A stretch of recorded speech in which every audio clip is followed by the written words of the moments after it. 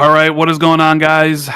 The Xbox 2 podcast is live after a week break, which was a combination my fault, combination Jez's fault. But we apologize for not doing a show last week. I'm one of your co-hosts, Randall Thor 19, the man with the million, and with me, as always, the co-host with the co-most, the best editor at Windows Central. The reason that site is so popular as it is, the one and only Jez Corden. That's me. Hi. That's Jez. What's going on, buddy? Not much, man. I am loving Rage 2 right now. Yeah, Rage 2. Yeah, I've been playing a little bit of it.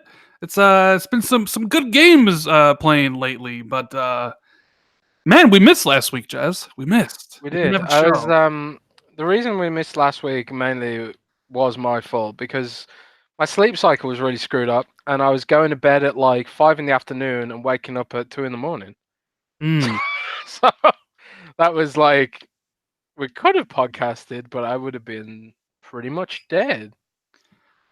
Yeah, we could have. Saturday, we tried doing it on Saturday. I couldn't get a hold of Jez. Friday, Jez was dead because me, Zalker, and Dealer played Sea of Thieves stuff really late. So Jez was dead on Friday. I didn't want to do it on Thursday, or actually I forget why, but we couldn't do it Wednesday. And then it was like, that's what happens. Sometimes you run out of time and you can't do the show. So, indeed. Yeah, but we're back here on Wednesday, which is the normal day we're supposed to do it, but it seems like it never actually happens that way. So as everybody files into the room, make sure to do us a little favor, hit the like button and that little share button. Make sure you share this to whatever platform you share it out, whether it's Twitter or Facebook, because YouTube does not send out notifications most of the time. So I just want to thank everybody for, the support of the channel lately. Getting a lot of comments, a lot of positive feedback on some of the changes I've made. Jez, one of the complaints I got was that sometimes I make too long of videos, right?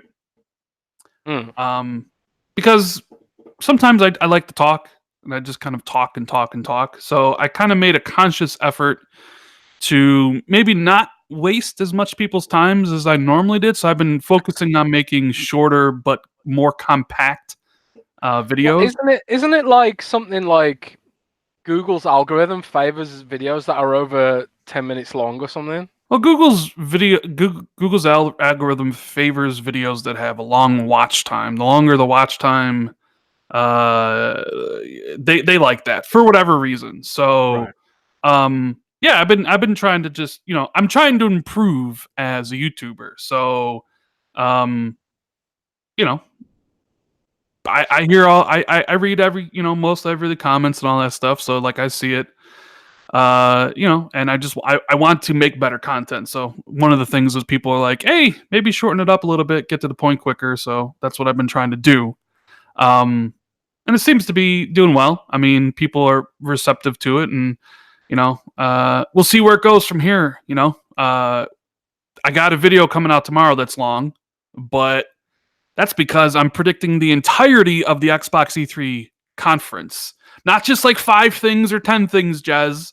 I try, as I always do every single year, to predict everything that's going to be shown off. That's ambitious, buddy. I mean, and it requires time. You need time to basically say, not only the first party stuff, but the third party stuff and everything else in between. So just want to thank everybody for rocking out with us. I see we got the Spartan God, Zalker, DJ, Jamie Dixon. I saw So Shady, Indie Gamer, King Joefish. A lot of people in chat.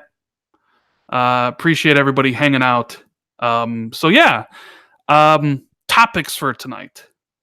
The big one we're going to get into eventually. Oh, and there's Kid Smooth, who disagreed with me on Twitter about Gears 5, which, me, I love Kid Smooth. He's a really good friend. So he's smooth. Yeah, he just tweeted me. He's like, I disagree, Rand. And that's great. He was, respectful. I disagree. And these are the reasons why. Because sometimes I'll get tweets like, you're garbage, Rand. And you're always wrong, which is not true. Sometimes I'm wrong. but not all the Ah. time. Um, yeah, but we're going to talk about what Xbox needs to absolutely do this year to win over the fans or win the fans' trust back for those that lost it, maybe convert, new fans, considering that they're the only game in town. Nobody else is showing up to E3. EA took their ball and is like, we're not coming. Sony, the worldwide EA gaming doing leader. that. Yeah, but EA doing that EA Play thing, right? No? yeah, I mean, kind of, but it's scaled back. Sony, the big company that they are, they're like, see us next year. We're taking a year off, Oof. Ubisoft, they have a show. Square Enix's show will probably be terrible. So it's basically just down to Microsoft and Xbox. And we'll talk about what they absolutely need to do. We'll talk about the Gears 5 release leak, if Jez and I think that is true. Talk about the Scalebound, what would you call it? Scalebound reminiscence of a developer who worked on it. Basically saying that, hey, it's not all Microsoft's problem with blew people away because people for the longest time were like, Microsoft's to blame on this one, Jez. Mm-hmm. So talk about that. Talk about the new Splinter Cell tease on Twitter yesterday, which got me so excited, but then broke my heart. I love broke that. That was heart. hilarious. That was hilarious because I was sitting there thinking, man, I can just imagine Rand's face twisting in joy and then no, like exploding with joy and then twisting in horror. Yeah. I literally was sitting there, saw the tweet come across my timeline, and I was like, could it be? Could it be? Like, isn't this easy? Hey, I'm working on the next Splinter Cell. I'm like, what? No way. And then the more you learn about it, the sadder it becomes. And I'm actually kind of pissed off about it. But we'll talk about that. All right. We'll talk a little bit about that. Because first thing is always first, the video games, the most important thing. What we've been playing, what we think about stuff. And just a PSA, if you're ever wondering what I'm playing, you can just easily load up Xbox or PlayStation 4. Take a look at my profile, Thor19 on Xbox, Rand_L_Thor19 on PlayStation because they don't allow spaces for whatever reason. And you can just either, follow me or send me a friend request or whatever. And my game played completely open to the public. Everybody, you can see what games I play. You can see the achievements I've gotten, all the stuff.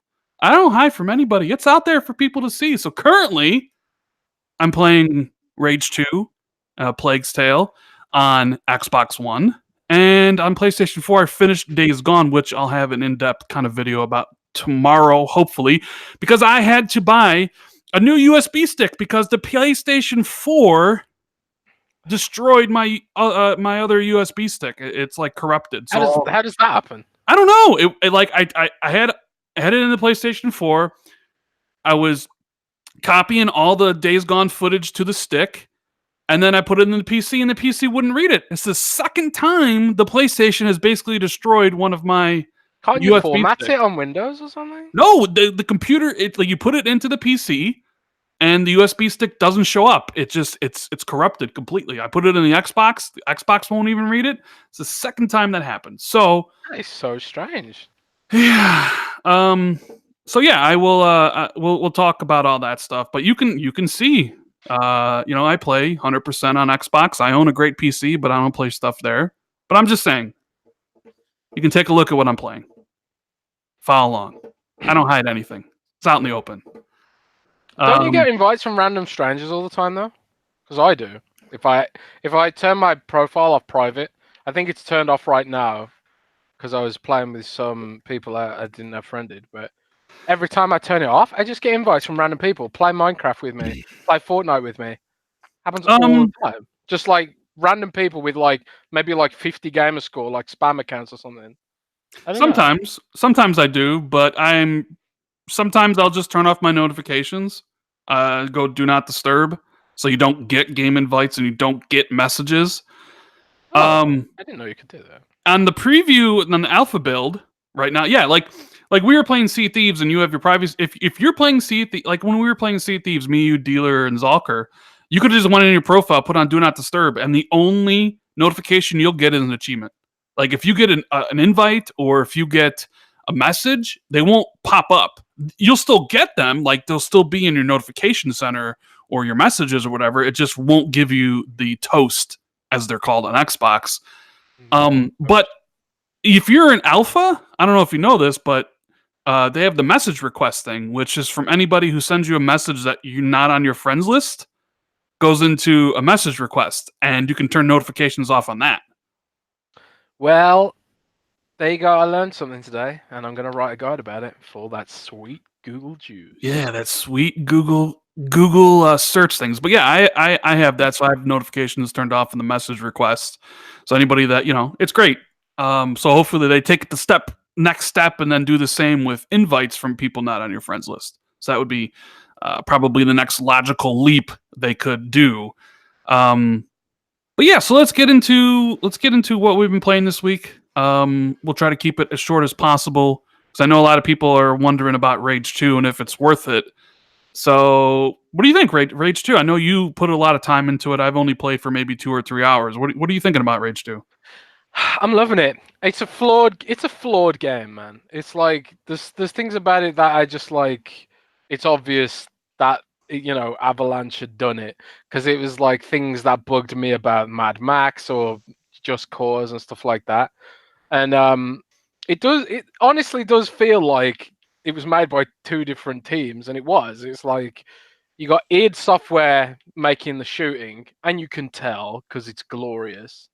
And then you've got Avalanche using their, I believe it's called the Apex engine for the open world aspects, and you can really tell that they did that because the vehicle handling and all that sort of stuff feels familiar to Avalanche. But I mean, first of all, I'll talk about the things that I don't like, the things that really bug me about the game. First of all, and it's not much. It's not much stuff. First of all, it bugs me that the maximum resolution that could get out of it on the X is 1080p. Ooh, it does not look like a good game at all. Like it definitely on my OLED. Yeah, you can. It's not a looker whatsoever. It's ugly, man, and like some of the lighting effects are terrible.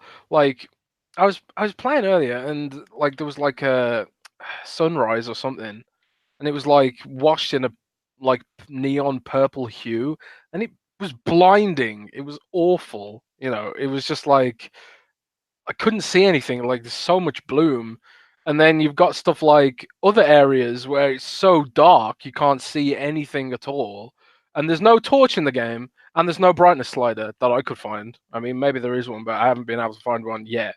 So it's not a good-looking game. I'm disappointed. I feel like they could have gotten more out of it, especially on the X.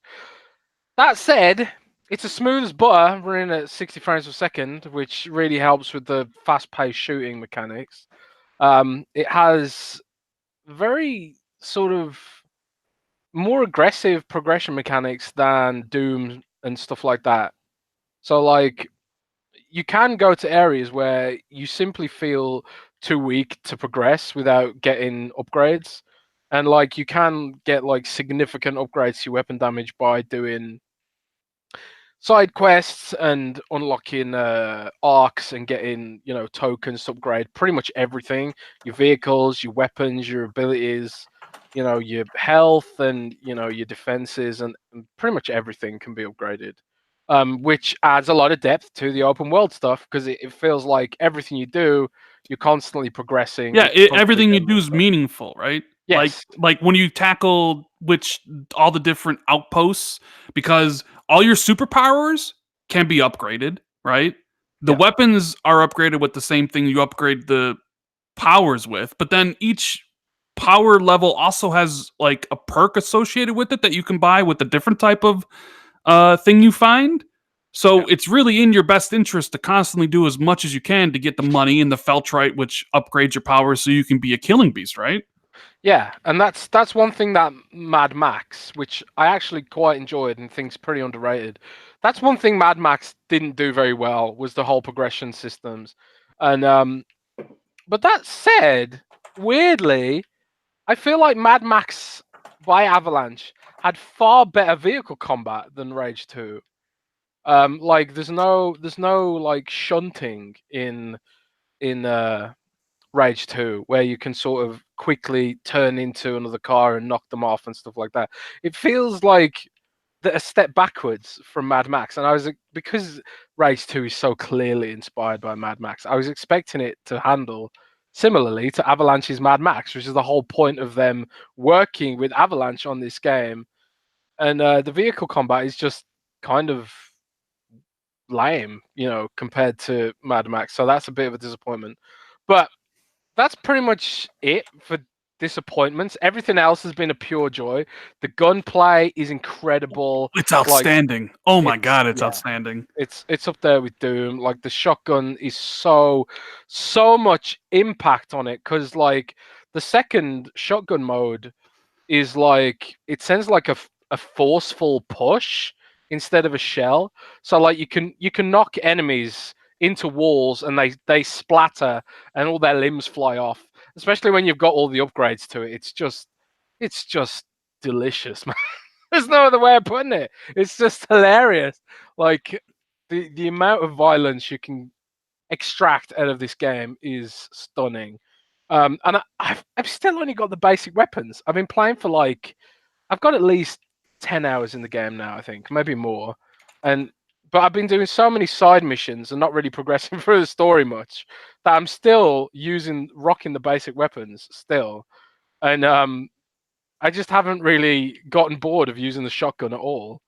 And there's Yeah, this whole overdrive system which makes your shotgun do like a bajillion times more damage and force, and it just feels great, man. Like it feels like they've done the whole Doom thing real justice, and it just actually, in a way, makes me more hyped for Doom Eternal, which we'll probably hear more about at E3. But yeah. I kind of feel I have a lot of the same complaints as you, but I was in a party last night with everybody playing Rage 2, and everybody focused on my comment about it not looking very good, right?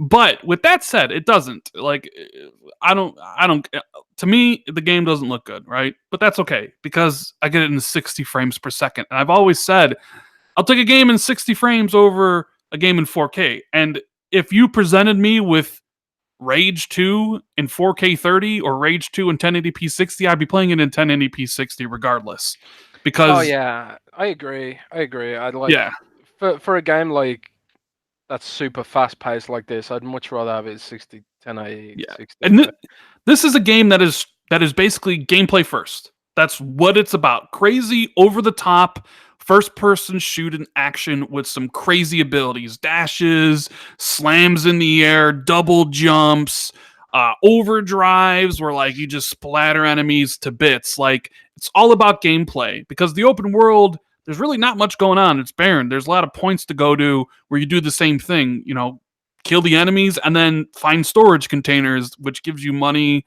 and perks and things like that. Like the story is not important. It's basically just kind of cribbing off the Far Cry formula. Uh, but man, the gameplay is so damn good. So I'm a couple hours in, it's and like even the story, like the story is kind of like the gameplay. It's pure ridiculous spectacle.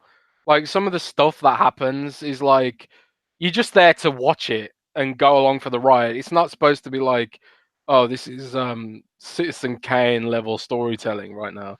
It's just pure mayhem. Like the stories too, and it's like a B movie sort of presentation, and I really like it.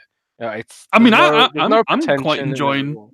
I'm quite enjoying it too. I mean, the thing is, like, is it worth $60? And it's like, well, I haven't finished the game, so it's hard to tell. But like, did you like Doom? If you like Doom, you probably like Rage 2. Do you like first person shooters and crazy over the top action? If yes, you'll probably like Rage 2. Like if you like, a great cinematic storytelling game, probably not for you then. You know what I mean? Like, This game knows what it is. It's an over-the-top first-person shooter. And if that sounds like something you're interested in, even if it's, I hear the campaign's only like 10 hours long, or, maybe 30 or 40 if you literally clear the map. If that sounds like something you might enjoy, then pick it up. Otherwise, wait for a sale. I see DJ Singh in chat says, do you think it'll be in Game Pass in the next 5 months? Maybe. Ooh, I mean, that's a common theme I see lately. Even in my review I did for A Plague Tale, people are like, I want to buy this game, but Game Pass. I think it'll be in Game Pass. I think it'll be in Game Pass in 2 months. I think it'll be in Game Pass in 5 months, right?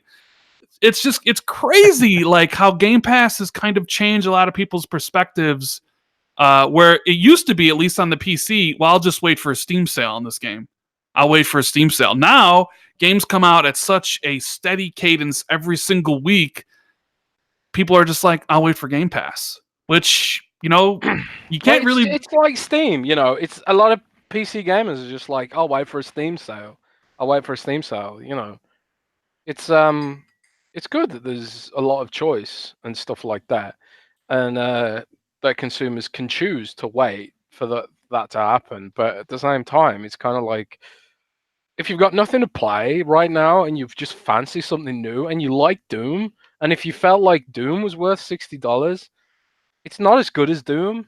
It's not as focused and refined as Doom. I would say, like, there are a lot of little things that annoy me about it. Like, I've railed on this on Twitter. The mission pop-ups that happen at the end of every little mission you do, or every outpost, that frees the whole game up, where it's like, oh, you've got some XP, you got some money, and it freezes the game for a few seconds. So annoying. Like, it's so unnecessary. Like, there's just little things that annoy me like that, and not having a torch and being in a really dark area where you can't see anything. Little things like that are annoying. But it's like, I'm loving it, and it's a good game to tide me over while I wait for Doom Eternal, because Doom Eternal is the main course. I'm kind of playing this like this is the appetizer to Doom Eternal in a way. Yeah. I mean, hopefully Doom Eternal's this year. I would really love for it to be this year. But I mean, I can't wait to dive more into Rage 2 and get farther in the game. I only have the pistol, the assault rifle, and the combat shotgun as my weapons, and I'm missing like 5 other ones that you get at the arcs strewn across the map. And the only powers I have are like double jump, dash, shatter, and defibrillate. I can't even say that word, so I'm not even going to bother. You bring yourself back from death, right? Just call it defibrillator. So yeah, I got those. There's other ones that you can get to, but you gotta find them. So can't wait to delve more into that. Now, A Plague's Tale. I wanted to talk about it. I love that game. I put out a review. It kind of came out of nowhere. A lot of great reviews for that title.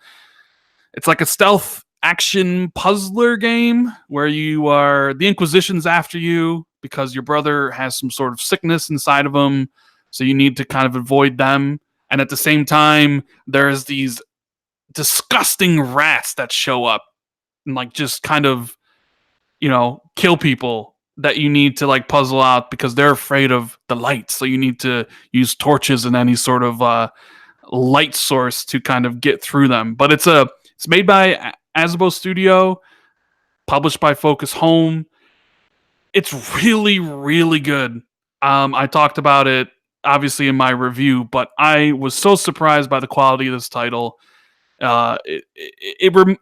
People kind of say like it's this year's Hellblade, like kind of a smaller indie team making something that really surprises people with like the presentation, the cinematics, the storytelling, the characters. And I kind of agree with that. Like Hellblade was very similar to me, like small team, really high on like the the graphics and the gameplay and the budget and everything that went in that game. And Plague Tale feels like more of a game than Hellblade was.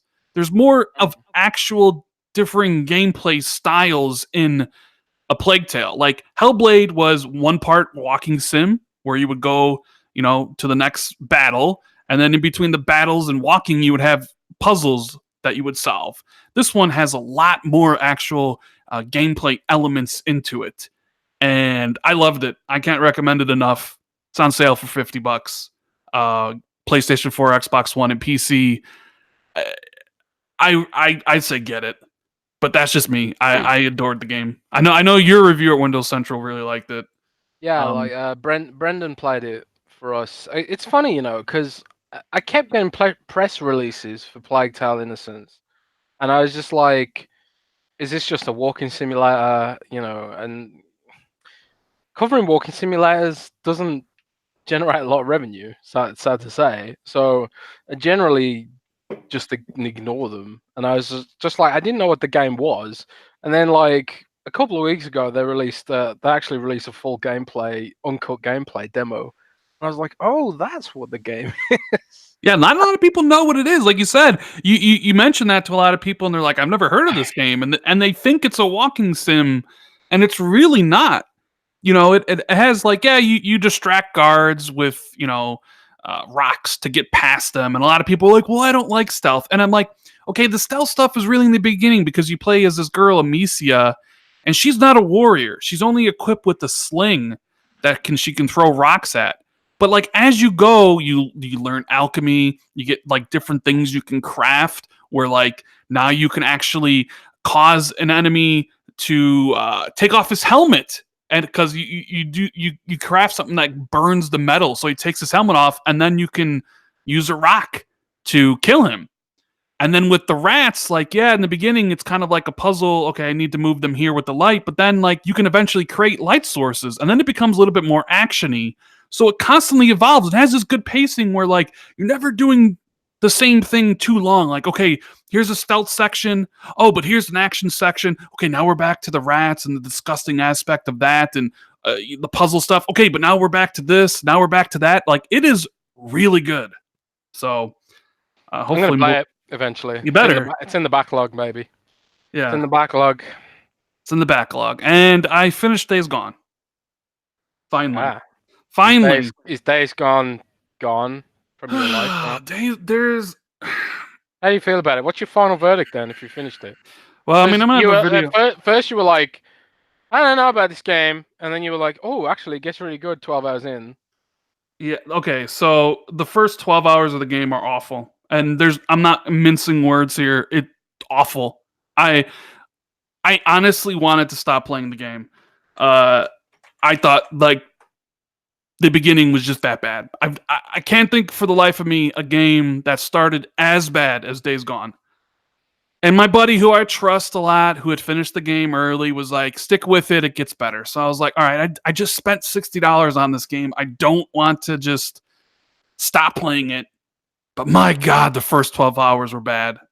The world's bad. Deacon's a bad character. The combat's bad. The motorcycle's bad. The story's bad. Like everything, like the way the story's structured in the beginning is just bad. It's a bad game for the first 12 hours.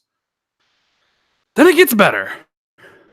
Then the story kind of comes into its own, even though it's entirely predictable. I knew exactly every single plot point they were going to hit. And it becomes more enjoyable the more you upgrade your character and your bike, so the combat actually becomes serviceable and the bike becomes faster and doesn't degrade with, its gas as much. The freakers become a little bit better to fight. Better characters are introduced. But man, it's got tech issues out of the ass. Long loading times in between gameplay and cutscene back to gameplay. And you would think that's not big of a deal, but it is, considering this game has thousands of cutscenes, so it's always going to loading. Oh, man. And then, like, because it's a Sony first-party title, you're comparing it to other recent first-party titles. You're like, man. That's a you problem. No. Because it's positioned as the next big Sony first-party title. It wants to be Last of Us. It wants to be God of War. Maybe not so much Spider-Man, but like you can't help but thinking, hey, this is another AAA cinematic single-player exclusive from Sony, who is the king of these things. And yeah, it's nowhere on the level of any of the other Sony games whatsoever. And the more I played, I was like, okay, the review. I think the game is better than the 70 it is on Metacritic, but not that much better. And I'll go more in detail into why I think so tomorrow. But yeah, I don't know what else to say because eventually I ended up liking Deacon. Eventually the story got good, but still not great. So it's just it almost seems like, you know what, maybe you should have held off on this game until the PlayStation 5 when you could have fixed all the tech issues which really impacted my enjoyment of the game. Maybe you needed more time in the oven to actually get the pacing right and get the story correctly done because the beginning is so god awful. Like I gave Crackdown 3 a 6.5, right? I don't think Crackdown 3 is a good game. I think it's a very average game. I think it's very boring. And I literally was thinking and I know people are going to whatever, people can say what they want, but for the first 12 hours of Days Gone, I thought Crackdown 3 was better. Slightly Whoa. better, but better. Serial? Seriously, yeah. I'm confused how that can be a thing. Random guy says the first 12 hours are just all right. What happened for you to think it's terrible? I literally just explained it. The combat, the motorcycle, the character, the story, the world, nothing is good in the first 12 hours of the game. It's just bad. So I'm so intrigued. So I love zombie games, man. I don't care how bad they are. I usually just love zombie games. and I didn't really have a lot of bugs or whatever. But in the end, I liked it better than Crackdown 3. I think it's a good game. I think it's entirely too long of a game. I put 50 hours into it. And I am glad I finished it because I do think Ben Studio has something here. Like there is a template to build for a sequel because they definitely do set up a sequel. They definitely do that. And if they can learn from what people liked and what they didn't like about Days Gone 2 is going to be a much better game if Sony gives them the opportunity. So and because it's Sony, you know, they probably will give them the opportunity. They probably will because it looks like it's selling. It looks like it's going to sell a lot. So I know it's weird because I see some people disagreeing with this. It's like I've only ever given my true opinion on games. I don't damage control nothing. Like I've said for I don't know how long that the Xbox games we've gotten the last couple of years are all pretty bad, right? And I've talked about how great Sony's games are, from God of War to Spider-Man to the Uncharted stuff. And yet here I am, not too high on Days Gone, and people are, you know, it is what it is. Ant Money wants to know to get the Nier ending. Yes, I actually got the Nier ending, and because I did literally everything as I beat the game, I did all the side missions. I actually had to clear out almost all of the rest of the hordes to get the extra 4 endings. Digital Source says Sony's, Spider-Man's not a Sony first-party game. I understand it's not a Sony first-party game, but they look at it as a Sony first-party game, just like Microsoft looks at something like Crackdown as a first-party game, even though it's not made by a first-party team, or something like Ori, which is not made by a first-party developer. They still look at it as their first-party stuff, regardless of whatever we look at it as. So yeah. JB Dixon with the super chat, appreciate it. He says, I felt the disturbance of the force of 1 million ponies just got butthurt. That's pretty funny. And Daniel J in the super chat says, Days Gone felt like a premature baby. It honestly did feel like it probably needs like another year to kind of just refine the tech and the story and what they're doing, because it's important. I was wondering this today, actually, because I was thinking, like, with the Rage 2 pop-ups things at the end of missions, why did they never catch that in testing? Like, it was like, did they really think it was necessary to have a big pop-up that froze the game? Why did they not catch these things in testing? Like, and it makes me wonder, like, some of the things that could have been rectified in like a game like Days Gone, say, for example, something easy, like, why do they never get caught in testing? Or they're just like, yeah, we caught it, but we couldn't do anything about it? I don't know. But like I said, I think Days Gone 2 is going to be a much better game, and I understand Sony Bend hasn't actually made a console game in forever. This is like their first one in a long time. So it's like, do you cut them some slack? Because they aren't Naughty Dog, and they aren't Insomniac, and they aren't 343, and they aren't, a lot of these. This is like one of their first games. So it's like, do you cut them some slack? And it's like, maybe. I know some people will, like, but man, like that, the beginning's rough, and it's hard to ask people to continue with the game after they put 10 hours into it and they don't like it. It's like, you're always competing for people's time with different things. There's always something that someone else can go play or watch. But yeah, so full thoughts will be up tomorrow about the game. I have a lot to say about it. But Rage. You didn't mention about Rage though. It's X enhanced, even though it's 1080p. It runs at 60 frames on the X and only 30 on the S. Oof. Did you know that, Jez? I didn't know that.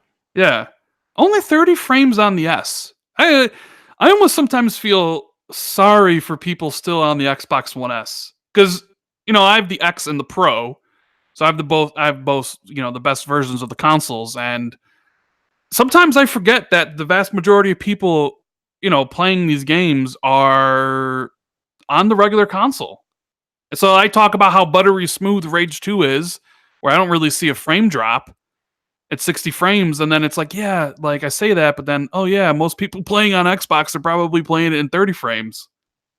This is true. I like. Do you feel a bit like the OG Xbox has been like pretty much abandoned now?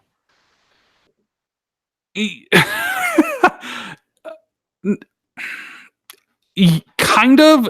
I don't know. Like I feel like it definitely is a little bit in the marketing for some of their stuff. But then I look at the recently released Xbox Sat Edition, which came out. Did you get a Sat Edition yet? I didn't. We are supposed to be looking at reviewing it, but we've done no traffic on that. I know when people are interested in something because we get loads of traffic spike, which is weird actually, because one of our biggest articles this month was our Sea of Thieves fishing guide. So a lot of interest in that, but not much traffic done on Xbox One S or Digital Edition. And this is Google traffic. This isn't like people who come to our site day by day. This is people who just hammer something into Google. Yeah, and I don't know if you've seen it. Like, so it's available on Amazon and Walmart and Best Buy. And I just happened to look at it on Best Buy and Amazon today, and like I think it's like a 1-star rating out of 5 on Best Buy and like a 1.5-star rating on Amazon. As for like Xbox consoles, it's like the 14th best selling Xbox console on Amazon, behind like a bunch of obviously Xbox regular S editions and even the X, which is I believe on sale for $375 now. And it's like you heard like, oh, we want to keep it a $50 difference between the two, but then you realize that retailers really don't have any like. What's the incentive for the retailer like Amazon and Walmart and Best Buy to even sell this thing? Because they sell the all digital, like the person buying it, they're not buying games from Best Buy, Amazon, or Walmart because it's all digital stuff. Yeah. Do they even have an incentive to drop price on this stuff? Like they don't. So like, did Microsoft really just send a lame duck? Like, I know we talked about this before, but this thing needs to be $150 for the holidays. Like, absolutely needs to be. Otherwise, what is the point of this pointless system with the dumbest name you can possibly come up with? Shout out to all my my buddies at Xbox Marketing. Xbox One SAD. Should have went back to the drawing board on that one, guys. I have no idea how I managed to call it the SAD. Yeah. Oh, it's but so I wonder if the retailers will even do price drops on it. If maybe they're going to have to, because maybe they won't even sell out of any of their initial shipments from it. So it's like, yeah, wait till the holiday. What if it does not on sale? What if this is just the ultimate lame test duck scenario that Microsoft sent out there? No, it's like, well, for those of you probably happy about disk drives in the next console, maybe you'll get your wish because Microsoft just shot themselves in the foot with this test. I don't know. But yeah, don't buy the Xbox One SAT edition. You can get the S with the disk drive and more games for cheaper pretty much everywhere. I'm still confused why Microsoft thought this was a good idea at that price point. I think the problem is that the reality of the value of a disk drive is different to how people value it. I mean, I think it doesn't even cost $50 for them to add. Um, it doesn't even cost $50 for them to add a disk drive in, but like, so they're probably losing money there. But for $50, you might as well just buy one, buy one with a disk drive because you get so much more out of it. And I suppose like beyond that as well, there's just the sense that you're losing something. Yeah. I don't know. But Scalebound, Jazz. You ready to talk about Scalebound? So this came out last week. I thought this was pretty interesting because you've been talking. You talked about this when the game originally kind of got canceled. Like Microsoft gave you the exclusive. I remember vividly because I had told you a week before that I thought it was going to be canceled, and you assured me that there's no way in hell Scalebound was going to be canceled, and I'm You always going love to that. bring You that love up. that story. You love that story. Because I was right. I was right. Um, and you said like it wasn't all Microsoft's fault, but that maybe eventually down the road things will come out about the title. And sure enough, we have one of the key developers from Platinum Games coming out and saying that it wasn't just Microsoft's fault; that Platinum Games was just as equally responsible. And he didn't like seeing the hate that Microsoft got for canceling the title. That there's things they could have done differently and things Microsoft couldn't done differently. So what do you think about all that, Jazz? That this info is coming out 3 years later, 2 years later, or whatever. It's kind of weird actually that it happened now. I mean, we're never going to get the full nitty gritty about what actually went down there, which is why I was reluctant to write anything on it. Like I didn't write an article saying this is all Platinum's fault because I like to get both sides of any story, And sometimes when you're talking to people, you just don't get the full story because you get their side of the story and stuff like that. And I didn't have anyone that I could possibly have spoken to at Platinum about it, especially since Hideki Kamiya blocked me on Twitter. I don't know why, but he did. So I didn't publish anything on it, but I did hear that Microsoft was unhappy with the progress on the project, and there was a sense that Nier Automata and other Platinum projects were taking a bigger priority for the studio than Scalebound was, and Microsoft didn't want to be in a situation where they were funding something that wasn't going to deliver, because in the past, Microsoft has been in situations where a second party developer they've been working with, have been like, "Oh, we just need another year. We just need another 6 months. Blah blah blah. Basically pay our wages for another 6 months to get this game out." And you put Microsoft over a barrel then because it's like Microsoft's announced the game. Are they willing to take the big PR hit to cancel the game, or will they fund the game for another 6 months? And it was during that time, this transitionary period where Microsoft was shifting money around, changing priorities, and stuff like that. And it was during a transitionary period where Microsoft didn't have the wallet open, and it was just a case of, do we want to keep playing money into this game that doesn't look like it's gonna work in the near term rather, or do we just cut our losses now? And it just seemed like a pure business decision, So I don't know the full story. We may never know the full story, but I think it's just one of those things, man. I think if there's any blame to be made, it's on Microsoft for announcing it too early. And that goes back to our whole discussion about Microsoft not announcing games often enough, because it's like when they do announce their games, things go bad, So it's hard to figure out. It's a balancing act, It's a balancing act. Yeah, well, it's also has to do with not only announcing games maybe that are too early, but also relying on external developers to make your games for you. right? Yeah. So That too. yeah, That, that really kind of bit Microsoft in the ass this generation. Crackdown 3 and what happened with the cloud, the multiplayer, Scalebound. Sure, they had some issues even internally with Lionhead and Fable, but yeah, that's why I'm happy to see Microsoft investing finally in a first party and not relying on other people to make your own games. It's it's something that they should have done a long time ago. But I'm not surprised because one of the first things I did hear about this whole Scalebound stuff was that yeah, this isn't Microsoft didn't want to cancel the game. They were almost kind of forced to a certain degree. yeah, And I mean that is literally why I said to you, there's no way they'll cancel this, because they were already taking heat about canceling Fable Legends.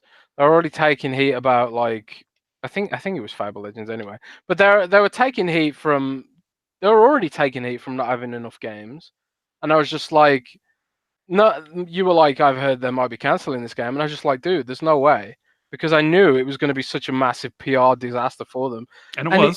it was, and we're still here talking about it now after Well, all this time. only because a developer is like, yeah, we're to blame too. Like so. It's funny because if you actually go back and look, Microsoft announced the cancellation a month after Platinum Games announced the release date for Nier Automata on PlayStation 4.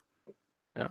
And maybe that's a coincidence, maybe it's not. But go back and look. You can look on Google or YouTube. Just type in Nier Automata release date PlayStation. You'll see the date, and then literally a month later, you can see Jez's article: Scalebound canceled. I was like, I was stunned because they only told me and IGN that was happening, and I was like, what? Why me? Maybe they thought a damage controller or something, but Yeah. I don't know. I think it was because we'd been through. I think I might have reached out to PR. You know, when you told me that, and they I think probably thought, I told you because you didn't believe me, but I told you to reach out. I'm like, dude, something's going on with Scalebound. Like, yeah, actually, yeah, I think and that's you right. reached out, and they told you that they had nothing to share about Scalebound at this time. And then you hit me back up and like, you know what? I think you might be onto something. Yeah, I think maybe what they probably thought like, oh god, Jizz is gonna leak it, maybe, and that's what they told me. But man, it was messed up. Like, you could tell they didn't want to have to talk about this, and like there are people at Microsoft I know who are really down about that. Like people who are like work in the community team, who they put a lot of time and effort into preparing social campaigns for that stuff, and there was a lot of excitement in Microsoft's own team Oh, about Scalebound I can beyond the guarantee game developers. I can guarantee to you that like Microsoft wants to move on from not only this game but from Crackdown. So they're probably not even happy that this guy came out and said what he said because it just brings bad memories about the cancellation. Because I was told not that long ago people need to move on from Scalebound. It's done and over with. So I'm sure they don't really appreciate somebody bringing up basically old wounds. Yeah, I guess. Speaking of But old wounds, I have a bone to pick with Ubisoft. oh, I know what this is about. I got a bone to pick This here, is my favorite part of the show. yeah, Go and on. I think I'm gonna rant because Oh, this is rant. this is getting ridiculous. Okay, this is absolutely getting absurd. Now, Splinter Cell is one of my all-time favorite franchises. I absolutely love it, and as some of you may know, like I said, there was a Splinter Cell in development as far back as 2016. I know people who have played it, legit have played it, and it got canceled. Fair enough, games get canceled all the time. They don't come out, whatever, right? Fine. And then you start hearing, there's the Walmart Canada leak last year that basically got everything right except for Splinter Cell and something else. You're like, oh god, new Splinter Cell coming, all right. Ubisoft's teasing every single year they don't do anything, right? Then you got, this year, people, Splinter Cell's coming. Splinter Cell Xbox exclusive. It's going to be great. It's going to be on the Xbox stage. It's going to be amazing. Those 3 little lights come out up on the screen, and boom, Splinter Cell's back, baby. And you start thinking to yourself, well, Splinter Cell doesn't really fit into the style of games that Ubisoft makes anymore. The open world games as a service style doesn't really gel with what Splinter Cell is. But maybe they'll do it for the fans. Maybe they like the fans enough where, like, we make enough money on Rainbow Six Siege, we make enough money on Odyssey and all this other stuff that we can throw the fans a bone here, right? And then yesterday a tweet comes out from oh man. Let me get the tweet out here. Where's this tweet? Let me find it. It's from one of the directors of the game. Okay, so from Julian Gegarty, who's the creative director of Ubisoft, literally puts out a tweet working on the God, I can't believe, like, because I saw this happen across my timeline. I was on Twitter at that moment, and my heart like started beating 1,000 times a second. Like I thought I was gonna have a heart attack because I was so happy. Working on the next Splinter Cell with, Dan Hayhow and Roman, whoever in Lion. Can't wait for E3. Crossover with the Crew 2 with Fergus. Only missing Ghost Recon Rainbow Six, but on their way, right? And I'm like, did they literally just announce a new Splinter Cell game on Twitter like that, right? And I'm like, oh my God, this is the best day ever. Splinter Cell's back. Yeah, baby. I'm getting all excited. This is something I've wanted. And then I look at the tweet some more. Buddy DMs me and says, Ubisoft is having their annual creative directors meeting. So all these people are in one place and they're obviously really drunk. And I'm like, what does that mean? He's like, it's a troll. He's joking. I'm like, excuse me? It's a joke? Right? And I'm like, are you sure? And he's like, yeah, I'm 100% sure.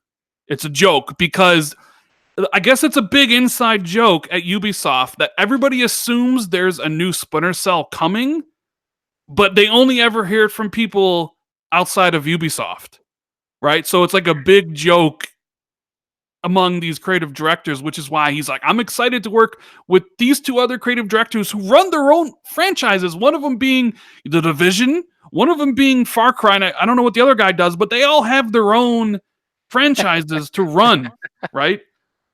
It's so funny. So then it's so funny to me as someone who doesn't care about Splinter Cell. So I'm like, all right. I'm like, really, this is a joke? Am I a joke to you? Are Splinter Cell fans a joke to Ubisoft at this point? Because I don't think the joke is very funny. I think it's absolutely cruel. You know what? It's hilarious. I know you think it's hilarious. It's funny because he tweeted a screenshot of Ubisoft's PR director saying, "Put your phone away." Put your phone away. Like Stone Shin, put your phone away. And then he doubles down on it, changes his icon to Sam Fisher with, the Splinter Cell banner, really playing into the thing. And then I look at my buddies, and it's like, don't get excited. It's a joke. Jason Schreier comes out and says, it's a troll. It's a joke. And I'm like, why are Ubisoft joking with people about this? Am I a joke to Ubisoft? For Splinter Cell's, like, it's a joke in poor taste. I don't care. Imagine if Sony did this, right? Imagine if Sony came out and was like, they had their creative directors meeting and, the dude from Sony Santa Monica was like, hey, excited to bring back SOCOM. Yeah, we're bringing back SOCOM, working with this. And it was a joke. Would SOCOM fans be like, yo, what the hell? Imagine if Microsoft came out and was like, excited to be working with blah, blah, blah again on Alan Wake 2 or Crytek 2 or Rise 2, and then it just was a joke. Are you serious? It's not funny whatsoever. It's so funny. It's maybe funny to people who don't give a shit about the franchise, but I care. So the fact that they're joking around about it pisses me off. Me off to the end because it's not a funny joke. What is the punchline? What is the punchline? The punchline is Rand is mad. That's the punchline, baby. And you know what's even worse? I get a message today from a good friend who knows a lot of things.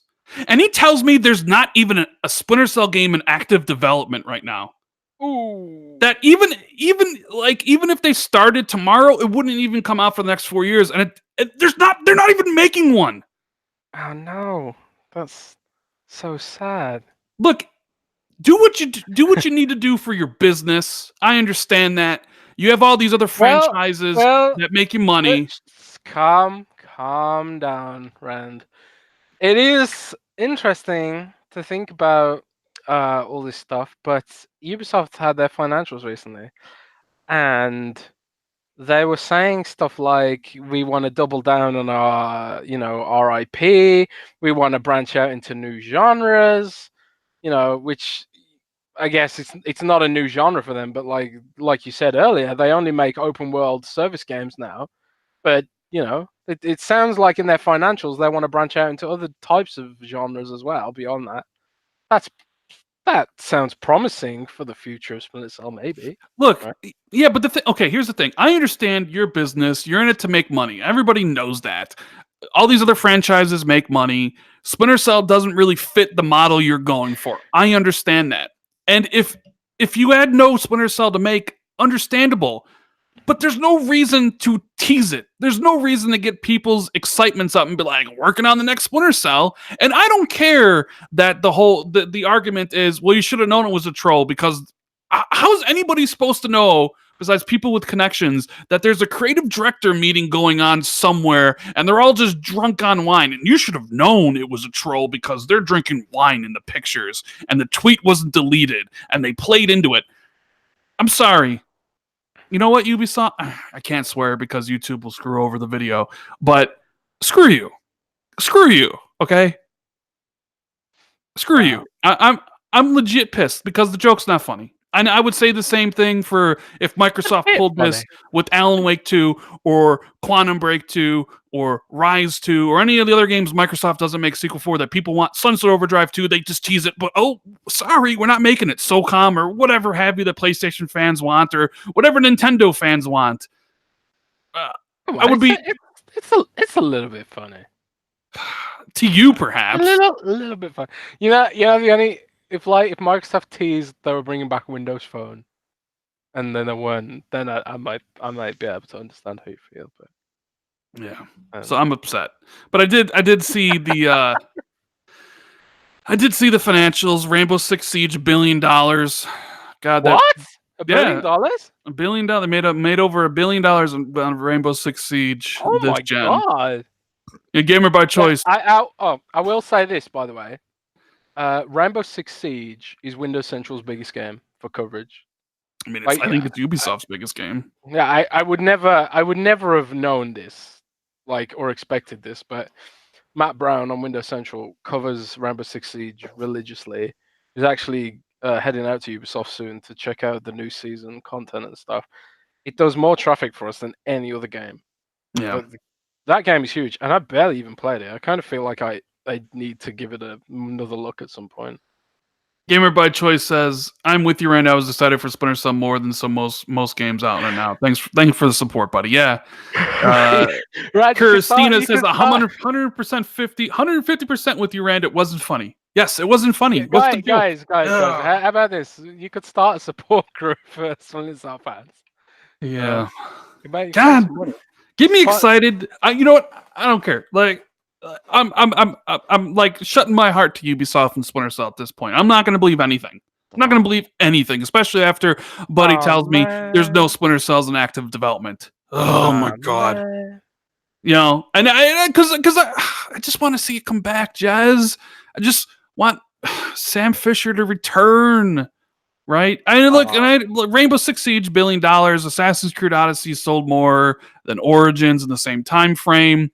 Far Cry 5 is Ubisoft's best-selling game this generation. They're killing it. Division 2, though, underperformed on consoles, is what they said.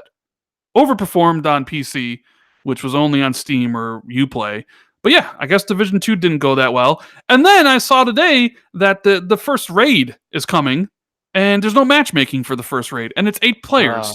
So, yeah, Ubisoft. Mistake. I might hit up my contact at Ubisoft and ask what's going on there. Because seriously... Right. Who has 8 friends? Who is over maybe 21 and has 8 friends? I can barely even get 3 friends organized with kids and work and university and all that sort of stuff. Back in the day when I was a teenager, maybe I could organize 8 friends to do something. Well, Xbox has this great thing called LFG on the console where you can You can make That is a group true. and then get people to play it. So, I mean, on Xbox, you might be able to find 8 friends that And are leveled up. The LFG So, system is now also in the Windows 10 game bar, which is really handy, actually. about 36 Greek says, Rand, Far Cry sells better than Assassin's Creed question mark? Well, according to Ubisoft, Far Cry 5 is their best-selling current gen game. So, yeah, Far Cry 5 is at least. I Gunstar still need to finish the ending of that game. Gunstar with the super chat. He says, "You started without me, FFS." Well, we know what that is. I just can't say it. I guess I have to listen tomorrow while I'm working from home. Lulz. Yeah, because we didn't do a show last week, so I hit Jez up yesterday. I'm like, "Want to do a podcast Wednesday?" And he's like, "Yes." So there's that. So yeah, you know what? Screw Ubisoft. That's all I got to say on it. Screw Ubisoft. They delayed Skull and Bones again. They might as well just cancel that game at that point. At this point in time, nobody cares about that game. They have 3. I am intrigued by that game. Thank you very much. I don't know anything about it other than pirates, but isn't it Right. supposed to be a PvP game? Skull and Bones. No, I think there's a campaign too. But yeah, there's PvP, and then I think they said they have 3 unannounced games for E3. Well, one of them's Ghost Recon Breakpoint, which they just announced. The other is Watch Dogs 3, which is set in London, and the other one's probably Just Dance 2020. Who gives a flying shit? Oh, there you go. Your YouTube algorithm. Yeah, I'm allowed one swear word. Okay, I'm allowed one. Okay. I'm allowed Well, one. that means I'm not allowed one. No, you can't That swear. means I'm not allowed one. No, you can't swear. Great. That's great. So, yeah, moving on. Whew. That was a tough segment. You loved it. You don't lie. You enjoyed every single moment of that segment. You like seeing my heart ripped out and stomped upon. I do. I'm not gonna lie. Sam says Ubisoft doesn't consider Just Dance a AAA game. Fair enough. Fair enough. It'll be something else. It won't be Splinter Cell though. I'll tell you that much. It won't be Splinter Cell. Who knows what it'll be? Yeah, maybe a Ubisoft Nintendo game. But Xbox Rabbids 2, Mario Rabbids 2. Hell yeah. Gears 5, Jez, had its release and cover art potentially leaked by the Taiwanese Game Ratings Board. The cover looked like fan art. Didn't love it. Didn't hate it, although a lot of people really did. It definitely looked different than most of the Gears cover art. But the real info here is the release date, which is September 10th, which I've heard for quite some time is the rumored, or at least I was told that September is the launch month for Gears. What do you think about this? I have heard from reliable sources that Gears will launch in September. Ooh. So I think maybe it's probably true. It's either September or October. So it's probably not far off. Now, I had a disagreement with my buddy Kid Smoove. I said in my video that because it launches on the Tuesday, September 10th, and during that same week, on that Friday, is Borderlands 3, that would be in Microsoft's best interest to move Gears away from Borderlands. He disagreed. He thinks Gears can coexist with Borderlands in the same week. I said, I don't think it's smart to release 2 big games the same week. I think they should do it. You think they should? Is it because of the Game Pass equation? I think they should do it because A, because Game Pass completely circumvents Borderlands, and B, because I hate Borderlands. Because does the audience really overlap? There is Game Pass, which is a thing that years ago you don't have to consider, but now you do. And so it's like someone could just have Game Pass for Gears for $10, and then buy Borderlands and have the money for it. I believe Microsoft also has the marketing rights to Borderlands, so they could go extra hard into the marketing. I just kind of feel like I think Borderlands is going to be absolutely massive. I'm not that big on it, like the franchise, but I think Borderlands is going to be huge. And yeah, you have Ghost Recon Breakpoint launching on October 3rd, I believe. And we don't know what else the rest of September's lineup looks like. But to me, it's like, maybe you release Gears the week after Borderlands 3. Maybe try moving it up. I think that can totally coexist. I don't know. I think if Gears if Gears is solid this time and has like a really good story, I think like they can totally coexist. Personally, they've got a very different tone, and Yeah, I guess you're right. Game Pass completely changes the argument. I mean, it does. It does. It also depends Maybe how it's, they're going to monetize the multiplayer as well, because Gears has a very dedicated multiplayer it sure player does. base. You know, And we probably are to assume that Gears is going to have an ultimate edition of $100 where you can play it 4 days early. So if the launch date is the 10th, that's probably for the regular and Game Pass, and then it'll probably launch the Friday before for people who want to buy the $100 version, more than likely. mm. So I'm like, yeah, Game Pass. I guess that could work, but it's more about time. It's like you have Gears on Tuesday, Borderlands on Friday. Something's not getting played. Maybe something's not even getting bought. Uh, Borderlands not getting played. Borderlands. Boring. Borderlands is bigger. I think. No, I think no. it's bigger, but It is bigger, but it's lamer. it's lamer. Okay. Now I did see a question in chat asking basically, what does this mean for Ori 2's release date? I think Ori 2 is, and from what I'm hearing, August, which would be fantastic. Jez, any thoughts on Ori 2? Yep, I would think maybe you're right about August, maybe. So Is there a possibility it gets delayed till next year?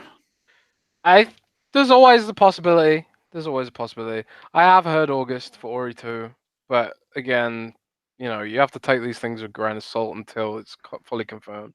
So if we nail the August date, I'd be happy. But you know, things happen. You know, things get delayed sometimes. Battletoads. People are asking about Battletoads in chat. Kill It With Fire? Cancel that game? And yeah, I don't get why you want to cancel a game you haven't even seen, Rand. there's a game that deserves to be canceled. It's Battletoads. I almost called you Randy then. Randy. If there's a game that deserves to be canceled, it's Battletoads. There's a game that deserves not to exist. It's Battletoads. You haven't even seen the game. It doesn't matter. It doesn't matter. What if it's like as good as Ori? With Well, like I'll be the first one. and- I'll be the first one to eat my words. I always do that. I'm always honest. If Battletoads is amazing, I'll be the first one on here being like, man, I'm glad they didn't cancel it. This game is really. I mean, I'm just obviously I'm playing it up. I don't really mean them from the cancel. You can, and if you can't tell I'm being sarcastic and this is a running joke we do at Battletoads by now, then you know I don't know what to say. See, people are like freaking out, but no, I'm kidding. I'm kidding. I'm happy for all the Battletoads fans out there that get their get the game that they've wanted after so long. But yeah, I don't think Battletoads. Yeah, it's bad karma, you know. It's like if you slay Battletoads, you'll never get Splinter Cell. Yeah. You know what? I noticed we have like 450 people watching. Oh wow, that's a lot. Hello. 147 likes. If you're enjoying the show, do me and Jez a favor, hit that like button, hit the dislike button if you aren't enjoying the show.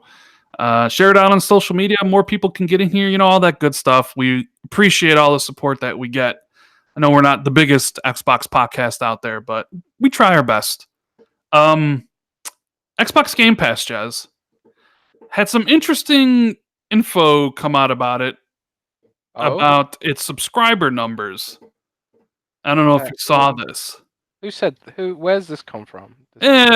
Somewhere on the internet, some website said that not only did it account for 30% of Microsoft's Xbox's total revenue, but also that it had 9.5 million subscribers. And I wanted to ask you what you thought, because I gave my own thoughts about it in the video. So I want to hear what you think. I want to hear what Jez knows about this. Well, I don't know at all any of the specific numbers. I don't know what the thinking is about how well it's performing either. Like I haven't heard that it's doing badly, for example.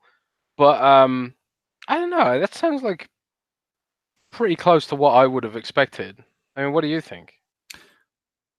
I don't have a ton of insight to add here. The 30% is bullshit. That's not true whatsoever. 30%. Oh no, that's not true. I mean, Xbox made $10 billion last fiscal year. 30% is 3 billion. Doesn't make any yeah. sense. 9.5. Here's this thing.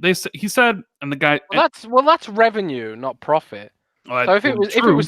if it was 30%, that means they'd be spending a crap ton of money on getting the exclusives, and that Well, no, doesn't I mean that's necessarily. just revenue from people paying the $10 a month, which you would need.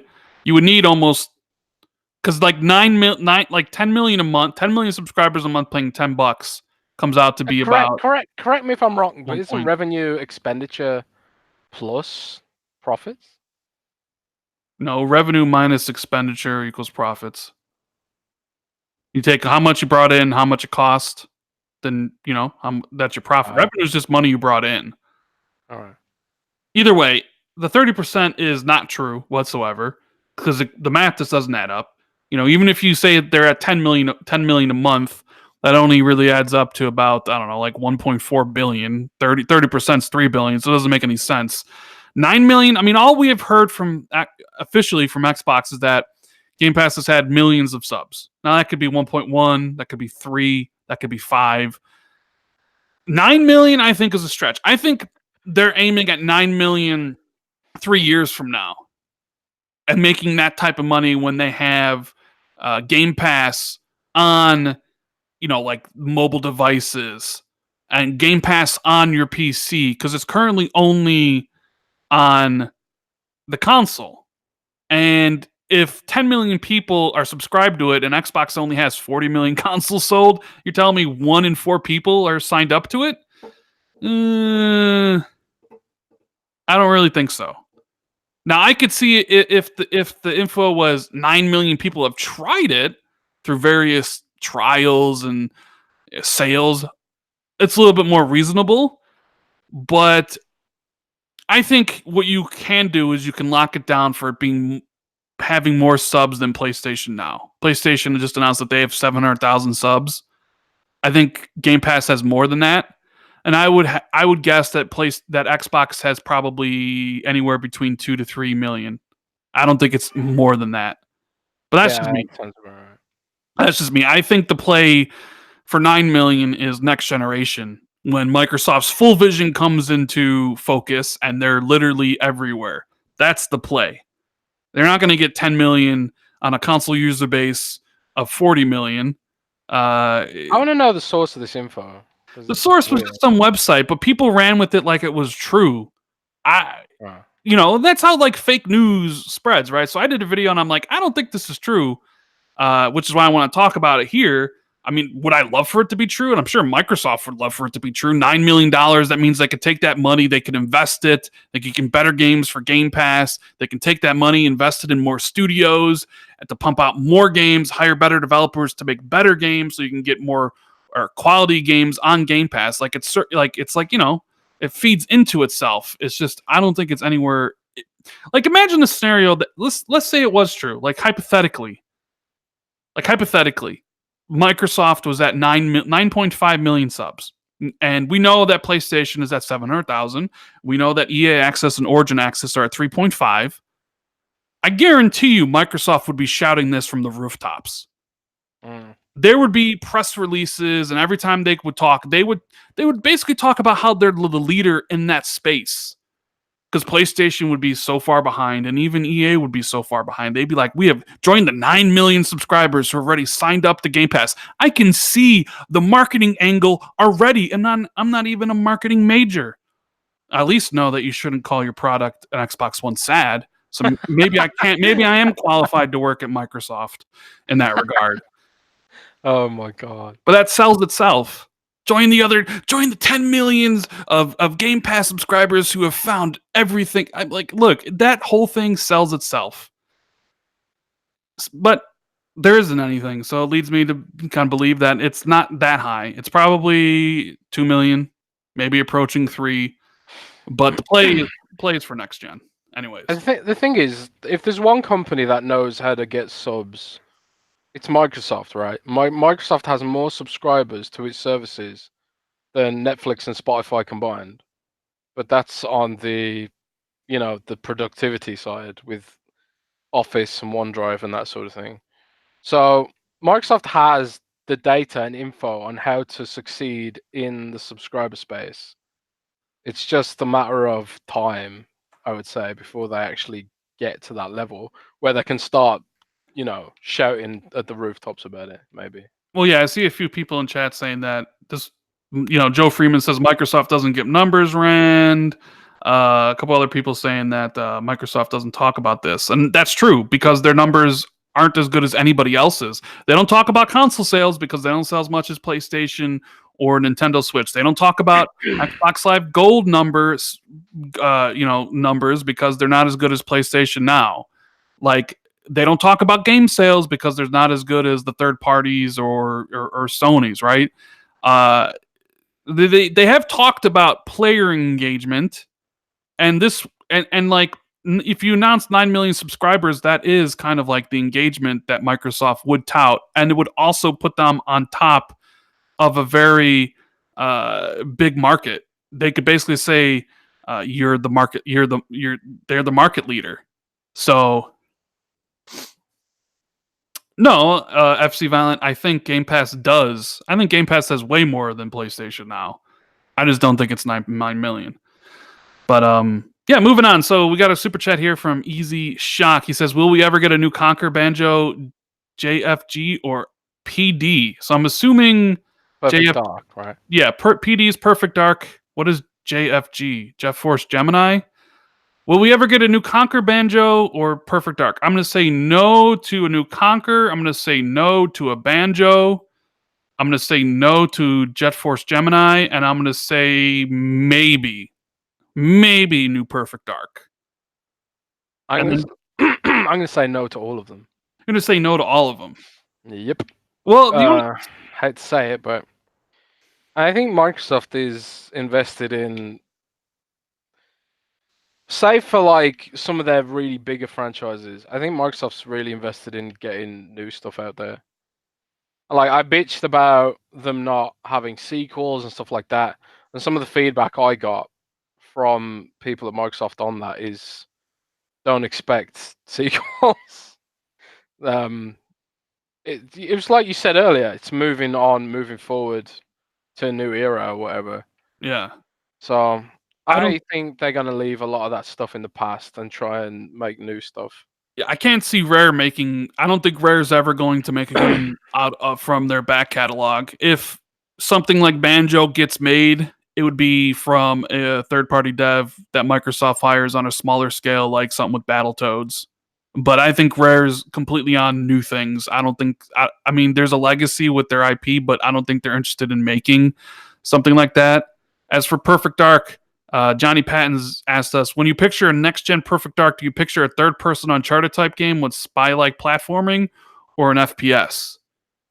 I picture it like Uncharted, third-person.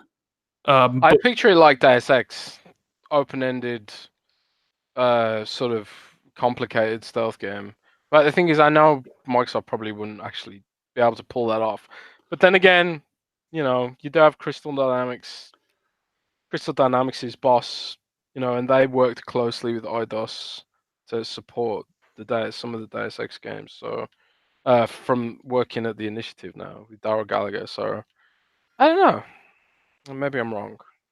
I am so intrigued about what those guys are working on, the initiative. Me too. I mean, they're building a big team together. It's funny they build that studio in Santa Monica, and they're definitely taking a lot of high, a lot of talent from a lot of Sony studios over there, Naughty Dog, Santa Monica, even Rockstar and stuff. It's the one studio that I am like really excited to see. Like I'm super pumped to see what Playground Games is doing for their second studio, what Obsidian's project is after the Outer Worlds, what Ninja Theory is doing after their new IP, because I've heard things about their new IP which doesn't really inspire me with the most confidence. So I'm looking forward to their next game in 2022. Yeah. So I mean, whatever the initiative does, like it just seems like they just have the budget to do whatever they want to make, and I think. But it's interesting though, because they were in a recent interview they were sort of downplaying. They were talking about like being lightweight and nimble and being able to respond to industry trends and stuff like that, which to me says games as a service. It doesn't scream single player to me. I'm not saying it's going to be single player only. I'd never said Oh. that. I think some people want it to be single player only. Maybe I think it'll have a component where there is a single player, perhaps co-op. But I think they're going to stay small until they lock down all their leads and exactly figure out what exactly they want to make. And when it goes into full production, that's when they'll hire. So they're just trying to put together the big wigs at the studio so they can have that going. I don't expect to hear anything about their game. I definitely this year, like, you can count them out. I would even think next year is probably too early. I think the earliest you're going to be able to play the initiatives game is 2023 and probably more realistically 2024. Yeah, I agree. I Or- think like that studio is a long way away from actually having anything to put in our hands because they've got to basically become a studio first and a team. But that said, the art director was talking about doing research and stuff recently. So I think they do have a concept that they're working towards oh, I'm sure they do. at the very least. I'm sure they do. I'm sure they 100% they know what they're working on, and I would expect 2021 is when they'll probably show it off for the first time at E3, if Yeah. there is even an E3. Maybe there's a slight chance next year they show it off, but I still think it's super far away. Like I Were start. you joking then about? Sorry to cut you off, but were you joking then about there not being an E3? Because I've seen people actually starting to say that now that E3 is falling I mean, didn't apart. you know it's irrelevant? Oh, I mean, Sony's not there, so it doesn't matter. Even though they'll oh, be there next year, and then it'll matter again. oh! Thank God, I thank God for mean, Sony. the last like 4 years is like who's won E3, and then now this year suddenly it doesn't matter at all. Even though I've even isn't AMD even doing something about like tech, like within the next consoles and all that stuff, right? Something like that. And I just saw Sony had a job listing about they need an event planner for like 5 events next year or something like that. It's like, well, I mean, yeah, they're going to need events because they got a new product to sell you. It's called the PlayStation 5. So they're going to be at PSX. They're going to be at Tokyo Game Show. They're going to be at Gamescom. They're going to be at Paris Games Week. They're going to be at E3 because next year Sony is going to have a new product to sell you. And they're going to be able to tell you about all these great games that they're working on for the next generation of PlayStation. They just didn't want to do it this year. So everybody, listen, you can go look and say how many people say E3 is irrelevant this year because Sony's not there. And then watch when Sony announces they're back at E3 next year and suddenly how it's relevant again. Keep in mind who's saying that. Just keep in mind. Netflix is at E3 this year. Did you see this? Really? Yeah, they have like a panel about like bringing Netflix originals from the screen to video games. Oh, because they do have a Stranger Things game, right? Yeah, they do have a they do have a Stranger Things game that comes out I think around the launch of the game. Isn't it like a 2D sort of adventure game or something? It's a small game. It's not like a huge AAA thing, but it's like a fun little indie game or something. Yeah. I don't know. It's gonna be interesting to see what they do. And shout out to Orlando Telfer for the super chat. It says Game Pass is on PC. I'm sub to it. Technically, it's not. Technically, Game Pass is on the Xbox console, and if any Xbox Play Anywhere games are on the service, you can then play them for free on the PC. The PC doesn't have its own distinct Game Pass sub, which Yeah, it's like the only games that work in Xbox Game Pass on PC are the UWP games that work there by default. I think but the thing is, Microsoft is gonna be putting together a new sort of Game Pass specifically for PC, which includes games that aren't on Xbox. Satya Nadella said that in one of his investor calls a while back. So I think that's more what Rand meant there. yeah. That one. They'll eventually have Game Pass on PC, and then they'll have the XCloud stuff streaming on your phone, and then they can get even millions and millions of more subs. That was one of the most relevant takeaways from Build, Microsoft's dev conference the other week, which was pretty damn boring to be honest this year. But one of the key takeaways from that was that UWP is basically dead. Now it's like Win32 has been elevated back to the top of Microsoft's developer stack. So at the moment, if a dev wants to get a game in Game Pass, that it has to be like a UWP PC game. But eventually, now like Phil Spencer's just been like, yeah, UWP sucks Yeah, in general. Devs will be able to bring full Win32 games over to the Microsoft Store as normal, and as a result of that, it means they can start actually being a more credible PC distributor. But we'll just have to wait and see, I guess. so you want to talk about E3 and what Xbox, the importance of this year's E3 and what Xbox needs to do, absolutely needs to do this year Sure, to man. win people over? Sure, buddy. Why not? So, how would you rate the importance of this year's E3 compared to the others? Like, how realistically, how important is this year's E3 to Xbox? Hey, well, this year's E3 is like more important than usual because Microsoft has the whole floor. It's like they've got no excuse to, you know, be bad, I guess you could say. So on that basis, Microsoft better bring it because the spotlight is on them, not just from first party perspective, but also a third party perspective. So there's that aspect of it, but again, it's like we talk about like this whole games thing, where are the games, where are the high quality games, and all that sort of stuff. But this has been a problem for years now, and it hasn't like put Microsoft out of business yet. So, do I think it's as crucial as some sensationalists are making out? No, not really. I mean, Nintendo just does these like tiny little, half an hour long live streams for their games. They That is don't, true. They do and direct. nobody expects Nintendo to have like these big 3 hour long press conferences that are full of repeated AAA blockbuster exclusives.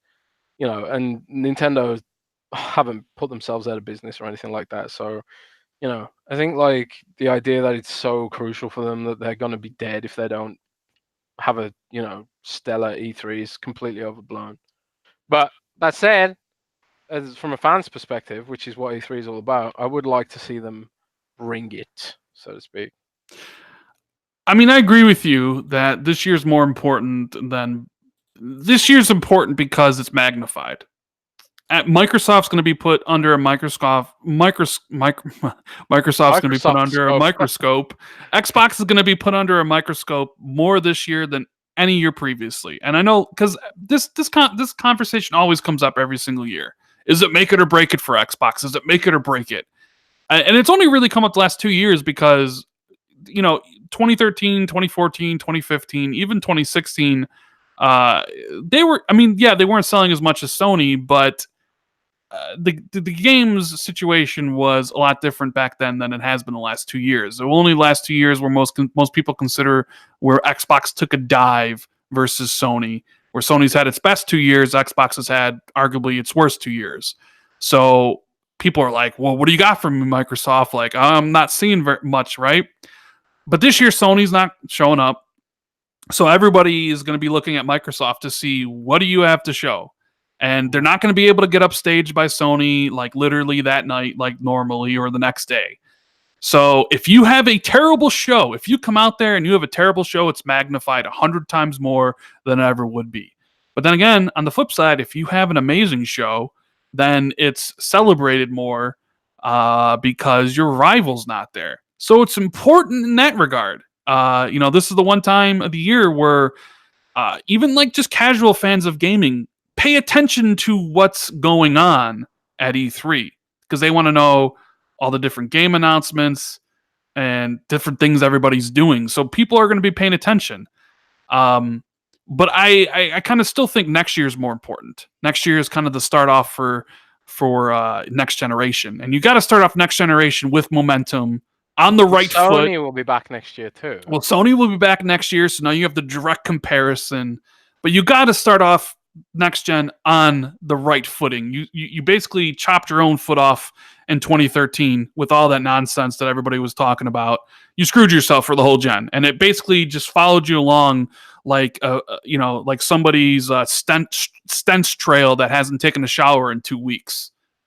People 2 blocks behind could still smell it. Even though Xbox in 2015 you could play used games, and you always could play used games. There's people in 2015 who are like, "Can you play used games?" I don't really know, because the one time I tuned into E3, they were talking about that stuff, right?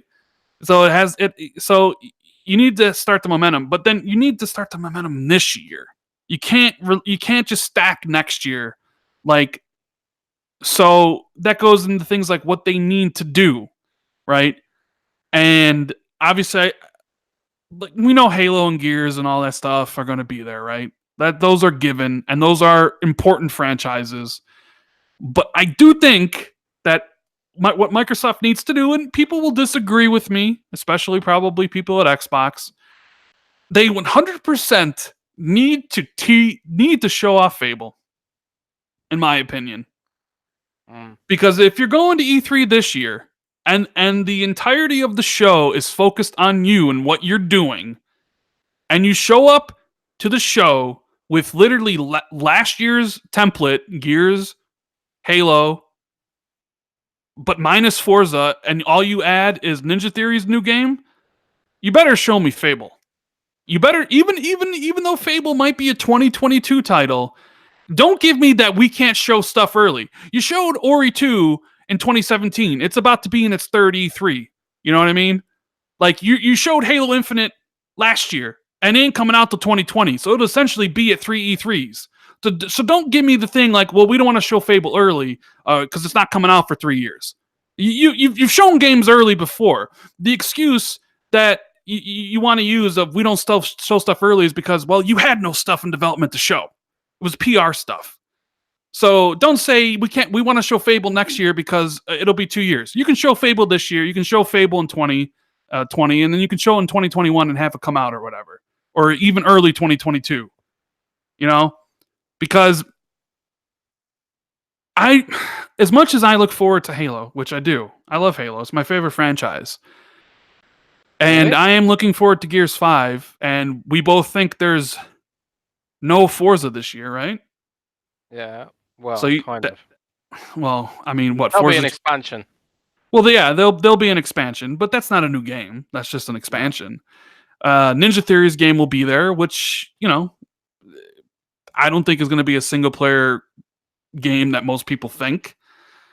And I don't really think Minecraft Dungeons and all that stuff really cuts it. And I can't see them announcing Killer Instinct 2 this year. That'll be more for next year. It's like, you have all these other studios making stuff which are too far along. Like, in my opinion, they 100% need to show Fable. That's just me. You can disagree with me all you want. But that is what I think one of the things Microsoft needs to do, Jez. Does Microsoft need to do something for you? My expectations have become pretty low over time, and I've just sort of settled into this sort of expecting to be disappointed mindset with Microsoft in general. So the thing is with Xbox, as being an Xbox fan, you just have to just accept that you ain't gonna get great first party output. It's just sad, but that's kind of where I'm at with Xbox right now. So for me, I'll just be happy if they show me Cyberpunk, if they show me like the good third party games that I'm interested in, and I'll just be like, yeah, I knew that was gonna happen anyway.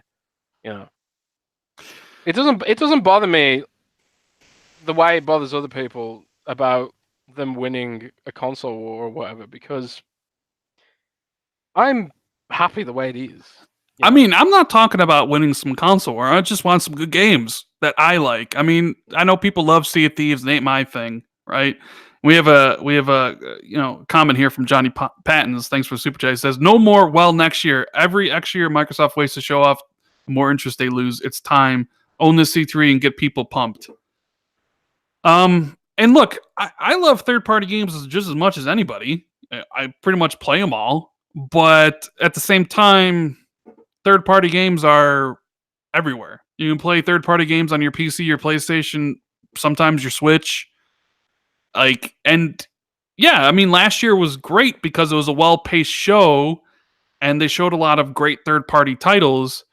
But maybe I don't know. Maybe I'm just kind of in the old school mentality of like, okay, Microsoft, what are you doing? What are you making? What are you making to make Xbox special in comparison to everybody else? Everybody has Division 2. Everybody's going to have Cyberpunk 2077. You know what I mean? Everyone's going to have Dying Light 2. That's the thing. As a techie, that for me is xCloud. I'm excited to see whether this thing can work or not. You know, I just don't expect much from that first party anymore. It's just the way it is now for me. I've never been a massive Halo fan. I love my Gears, but it's sort of like, do I think Gears will innovate to the point where it's mind blowing like Cyberpunk? I expect Cyberpunk to be. Not really. You know, it's just sort of like it's almost like a Forza. You know, you know it's going to be. You know exactly what Forza Horizon is going to be every time it comes out. I almost feel like I don't expect to be surprised by those games. I just expect them to be solid. You know, at the least, I guess. So it's sad in a way that I expect so little from them, but at the same time, I guess that means I can't be disappointed. Maybe I don't know. I mean, I hear you, and I have conversations with people about this stuff, and not necessarily at Xbox, but like friends, and I don't know. Like, I look at third party stuff as awesome, but I also look at it as like you can play it anywhere. It doesn't really move the needle. What moves the needle for me is like, what is Microsoft doing to differentiate themselves from PlayStation or Nintendo or elsewhere? Well, it's the services for one, but if you want people to use your services, you better have content that they can only get there. They can't get anywhere else. Then, like, you know what I mean? Mm. So, Halo Infinite, yeah, it's going to be on PC, but also Xbox and potentially mobile phones and stuff. I don't know, like, and I mean, we have a couple things here we need to read. Like Spitfire says, I would love it if Ninja Theory made Enslaved and kept the same formula as the original, perhaps change it up a bit. Also, what about Two Human? Two Humans never coming back.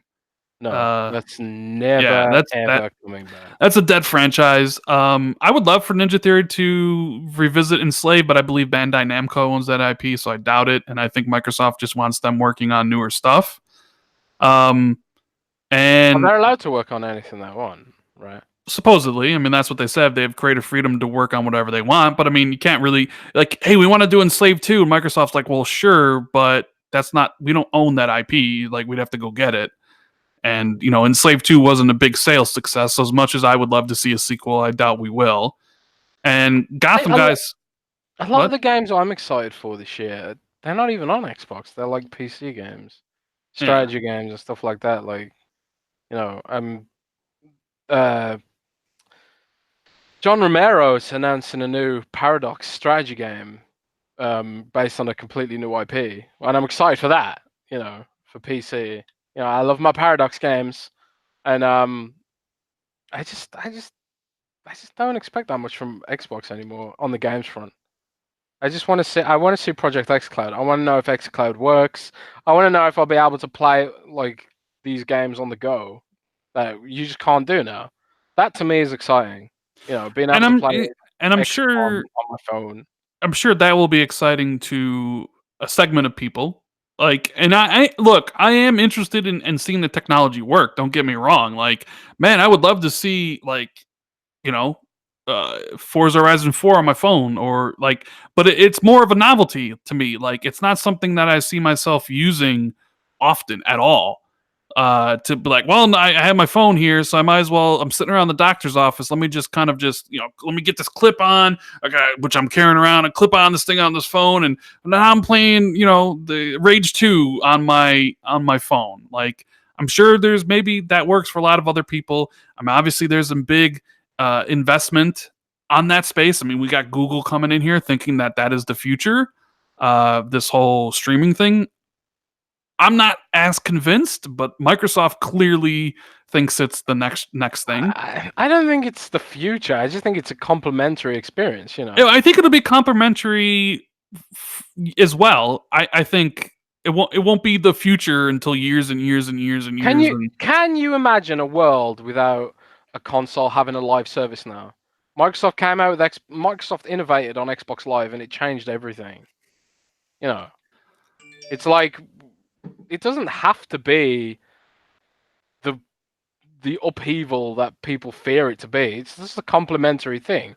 Like if Microsoft had never made Xbox Live, someone else would have done it, And thankfully, for Microsoft, it was them that innovated first. So, like, imagine if Microsoft hadn't bothered making Xbox Live. They wouldn't have had anything, to compete with other companies. And like even now, Sony's playing catch up on Xbox Live. That's a fact, in terms of quality and services and stuff like that. Yeah. So, I mean, look, it'll be the same with xCloud. They have to do it. I understand that. But Johnny Patton says Xbox 2019 E3 needs to be what Sony's 2016 was, which is where they showed off literally everything: God of War, Spider-Man, Death Stranding, the whole bunch of games that year, which people loved. And then Gotham Guy says, Phil announced at last year's E3 that Playground Games is working on a new project. He said it was going to talk about it later, but never did. So Fable will be announced. Book it. I would love for Fable to be announced this year. And he did say that, Jazz. He did say when they bought Playground, he said that they're bringing their expertise to an open world RPG and they'll, be excited to share more details about that later. Now, some people thought that later meant like at XO18. Obviously later could be any time in the future, but if he doesn't say anything about that this year, maybe you should go back and like add him saying we'll talk about this 2 years from now, right? Yeah. But that's the one thing for me. The one thing I want to see is Fable. I know they're all working on other games and other experiences and new services and all that stuff. I want to see Fable. Obviously Jazz is different than me. He wants different things, which is great. And I'm sure everybody in chat probably has their own things they want to see. I want to see Gears Tactics, man. I don't care one bit for Gears Tactics. See, this is where me and Jazz differ. Like Jazz is like, give me Gears Tactics, and I'm like, Gears Tactics. Who cares? I want to see Wasteland 3. I'd be happy to see Wasteland 3, the Fable. Sorry, try up. Excuse me, sir. You heard me. Give me Wasteland 3 info instead of Fable. Wasteland 3 can be a news article on Xbox Wire the morning of. Who cares? Give me Wasteland 3 info instead of Halo Infinite. How about that? How about them apples, baby? Halo Infinite. Jazz, you're just doing this. You don't really mean that. No, I mean that. No. I mean that. I am more interested in Wasteland than Halo. Straight up. I don't know. Why do I do a podcast with Jazz? Sometimes I don't want to play a kiddie shooter where you shoot robots. Dude. Kiddie shooter where you shoot robots. Prometheans, man. Halo's been lame for years. Jazz. It's a kiddie shooter, man. There's no gore. It's like Doom, but for kids. That's Halo. You're digging your own grave right now. You're digging your own grave. I should literally just hit the stop broadcasting and just apologize for what you're saying. Halo's been dead since they got rid of the flood. Straight up, truth bomb. People disagree. They can't handle it. But seriously, the Prometheans killed the franchise for me. I just can't stand fighting those robots, man. I don't care if they're digitized humans with hard-light bodies and battle armor. I don't care. They are robots. They have no blood. They are lame. They are not fun to fight. I'll give you this. The Prometheans suck. I'll give you that. Thank you. Captain Lester says Windows Central is now canceled. Right? Like I'm turning my ad blocker back on now for Windows Central. I had it whitelisted. It's back on now. Oh dear. Yeah, I'm gonna have to do a new search. I need a new co-host for the Xbox 2. Jez is canceled. But dude, I just hate Prometheans, man. I just hate them so damn much. They're so boring as an enemy. Like seriously, like my brain just like compare the stupid Prometheans to Gravemind, man. Where's Gravemind? I know he's dead. But bring him back. I don't care how. Like even Atriox, like in Halo Wars 2, so much cooler than the stupid Prometheans. What's his name? The Didact? I don't The know. It's my name. Didact. And people are saying in chat, you don't know what you're talking about. And that's because Halo 5 was so boring that I couldn't absorb the story because I was falling asleep. And yet Jez loves Sea of Thieves. Some things just I love Sea of Thieves. that's What do you true. like? He doesn't. Zalker loves Sea of Thieves. Zalker loves Sea of Thieves. You know, it has a better story than Halo 5. What has a better story than Halo 5? You don't even say Wasteland Wasteland. 2. Oh my god. Nobody Wasteland cares. 2. Nobody cares about Wasteland, Jazz. I'm sorry. Nobody cares. I'm telling you, we and I both know what's more important. What's more important to Microsoft in the future of Xbox direction?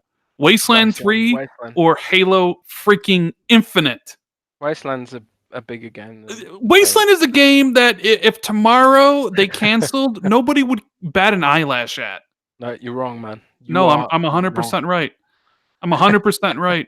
And I even saw that tweet from Brian Fargo where it said that they've hired a lot recently and that he was going to retire, but Microsoft Studios purchasing them has got him reinvigorated. Did you see that? Yeah, I did.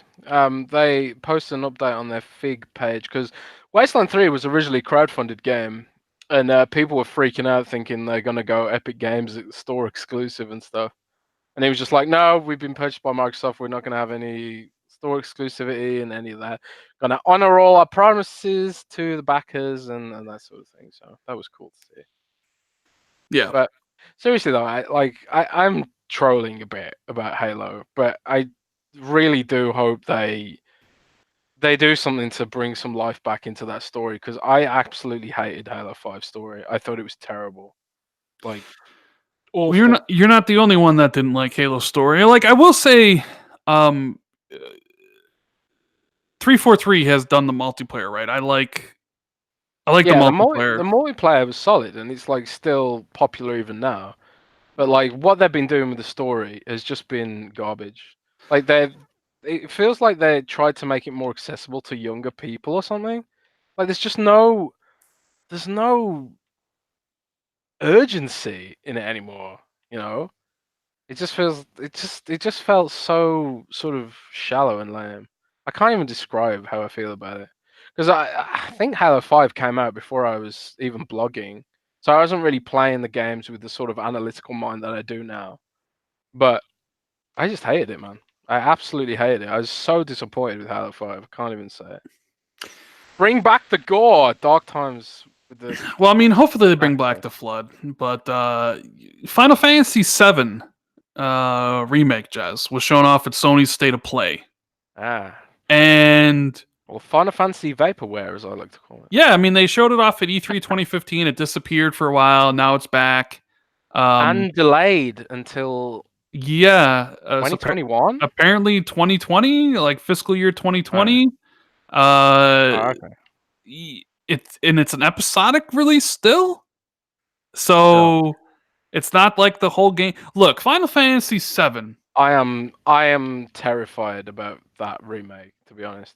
Like Final Fantasy VII for me, the original Final Fantasy VII, is one of, if not maybe my favorite game of all time. And man, I'm just like, they're gonna wreck it, man. It's gonna be this horrible episodic thing where you can't even fully experience what Final Fantasy VII was originally. Like you won't be able to walk around or explore. I'm worried it's gonna be in this horrible corridor game format where it's just basically like a reimagining of what Final Fantasy VII could have been in a remake, rather than it being a true remake. So I am not optimistic about that game, and like I have arguments on Twitter about the fact that it switched to a hack and slash gameplay format. I hated Final Fantasy 15's combat. I thought it was awful, and I reviewed. I think I reviewed that game And I went through the whole game, and I just hated the combat. It was so spammy. Like the way that your teammates could. I know they've changed it now, and they've updated the combat a bit from when it came out. But like at the time, your comrades would just run around doing their own thing, and you couldn't control them or anything. It felt like a dumb version of Dragon Age Origins, which is an old as hell game now. So I ain't optimistic about the current Final Fantasy team's ability to make a decent hack and slash either. So I am no optimism whatsoever for that game, which is a bit depressing as a Final Fantasy fan, but there it is. Yeah, I mean, okay, look, I love Final Fantasy VII. Absolutely love it. I played it like 6 times. It's in my top 5 games of all time, if not my number 1. So yeah, there's a part of me that like sees the footage and sees it updated into modern, graphics, and I'm like, oh my god, look at Cloud, look at Eris. And then I see people like, should we not spoil Final Fantasy VII for people? And I'm like, excuse me? The game's 20 years old at this point. What do you mean, no spoilers? Like, the spoiler culture is so freaking weird. Like, I'm watching Chernobyl right now on HBO. I watched the first 2 episodes, which, by the way, fantastic.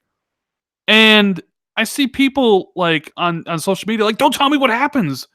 What do you mean? It's a historical event. It didn't even happen that long ago. It happened back in '86. The Chernobyl nuclear reactor melted down, and thousands of people died, and nobody can even live in Chernobyl for the next like 20,000 years. What do you mean you're spoiled? Dude, what's with all the spoilers, Ran? Like, I don't get it. Like, Final Fantasy VII is a game that's been out for a long time. Eris dies. And like halfway through the game, like a little bit before that, Ran's gone on a spoiler run. Like, you'll start holy spoiling cow! Endgame in a minute. Holy cow! Like, and now people are like, well, we need to no, it's the game's old. The game's 20 years old at this point. Like people waited a week to spoil Endgame. Like, I don't know what the time limit is on spoiler, but 20 years is more than enough. If you haven't played Final Fantasy VII by now,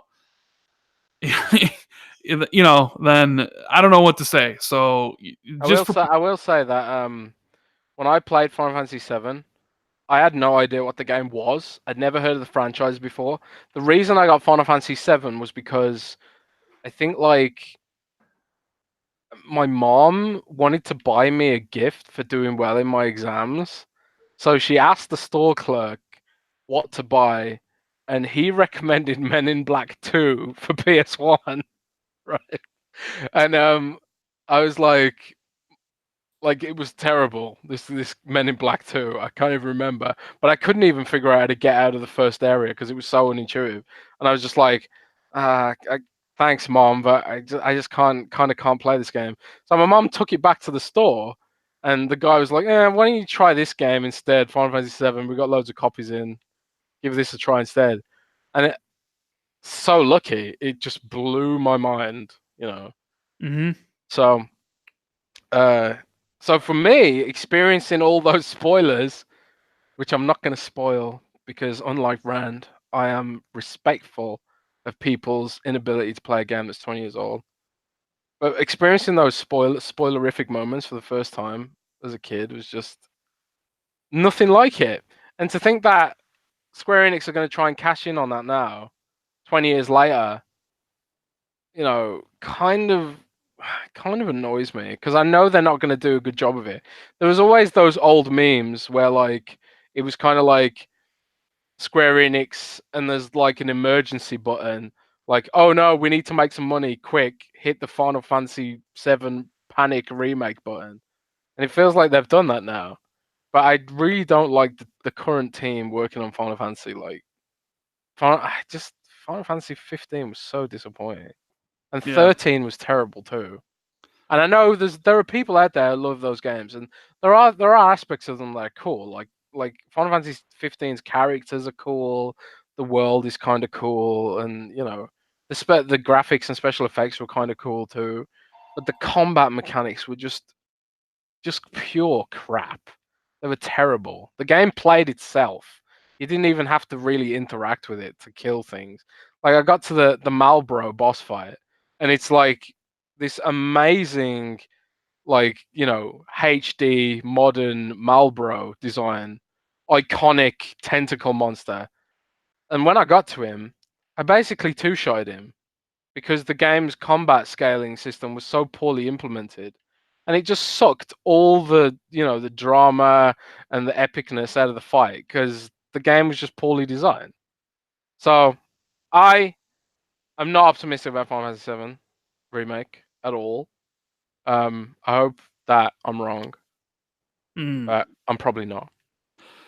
I want to play it, but then like you said, like I don't know, Final Fantasy 15's combat, the episodic stuff. Maybe I'll just really wait until like all of them are released because who knows? It's taking them this long from announcement to actually coming out. How long is the wait going to be in between episodes? I can't see it being like a Telltale or like Life is Strange where it's like 3 or 4 months. And Maybe that's it'll be another thing. years. It's like how much do we get in one episode? Is it just going to be like the first Mako reactor in Yeah, that's episode what one? all the footage we've seen is from like Midgar in the beginning, like nothing else past that. So it's like, is the first one come out on PlayStation 4, but then the second one on PlayStation 5? So like, it's gonna an Xbox One and Xbox Two. Like, who really knows? It's definitely The third one comes out on PlayStation 6. yeah. So that's probably gonna be where we stop the actual show for now. But I figure since we didn't we didn't do a show last week, hit us up with some questions. We'll do our best to answer them before we say goodnight to Jez because it's late there where he lives. But I want to thank each and every one of you for stopping by. Everybody that dropped some super chat for the support for the channel. Everybody that hit that like button. I know we had like 470 people, 480 people watching.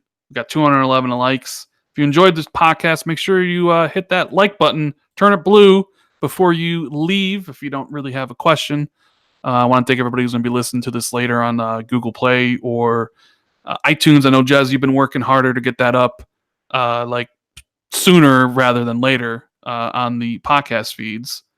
Yes. So people can check out the show. Next week, more than likely, we will be talking about our predictions for E3 and anything else that comes along. So I got a video coming out tomorrow that probably deals with my predictions for E3, which I do all the time for Xbox. And it will be lengthy because I will try to go over literally everything. Maybe there'll be some little nuggets of info there. Maybe there won't be. Maybe I know nothing. Maybe I know some things. I don't know. But find out. RD Eliminator says Gears 5 should get pushed to October because Borderlands 3 will drop the same week, and also Monster Hunter expansion. Try to avoid competition. That's true. Monster Hunter expansion is the 6th, the week before. Yep, I guess I'm not playing Gears then. Yeah, you that is your game of the year, isn't it? Oh yes, Monster Hunter is. I love that game so much. And for those who don't know, Monster Hunter is dropping a big expansion this year called Icebound. Or is it Iceborne? I can't remember. Icebound? I think it's Iceborne, actually. It's basically the Skyrim expansion. Going to Iceland, going to be new monsters and all that sort of stuff.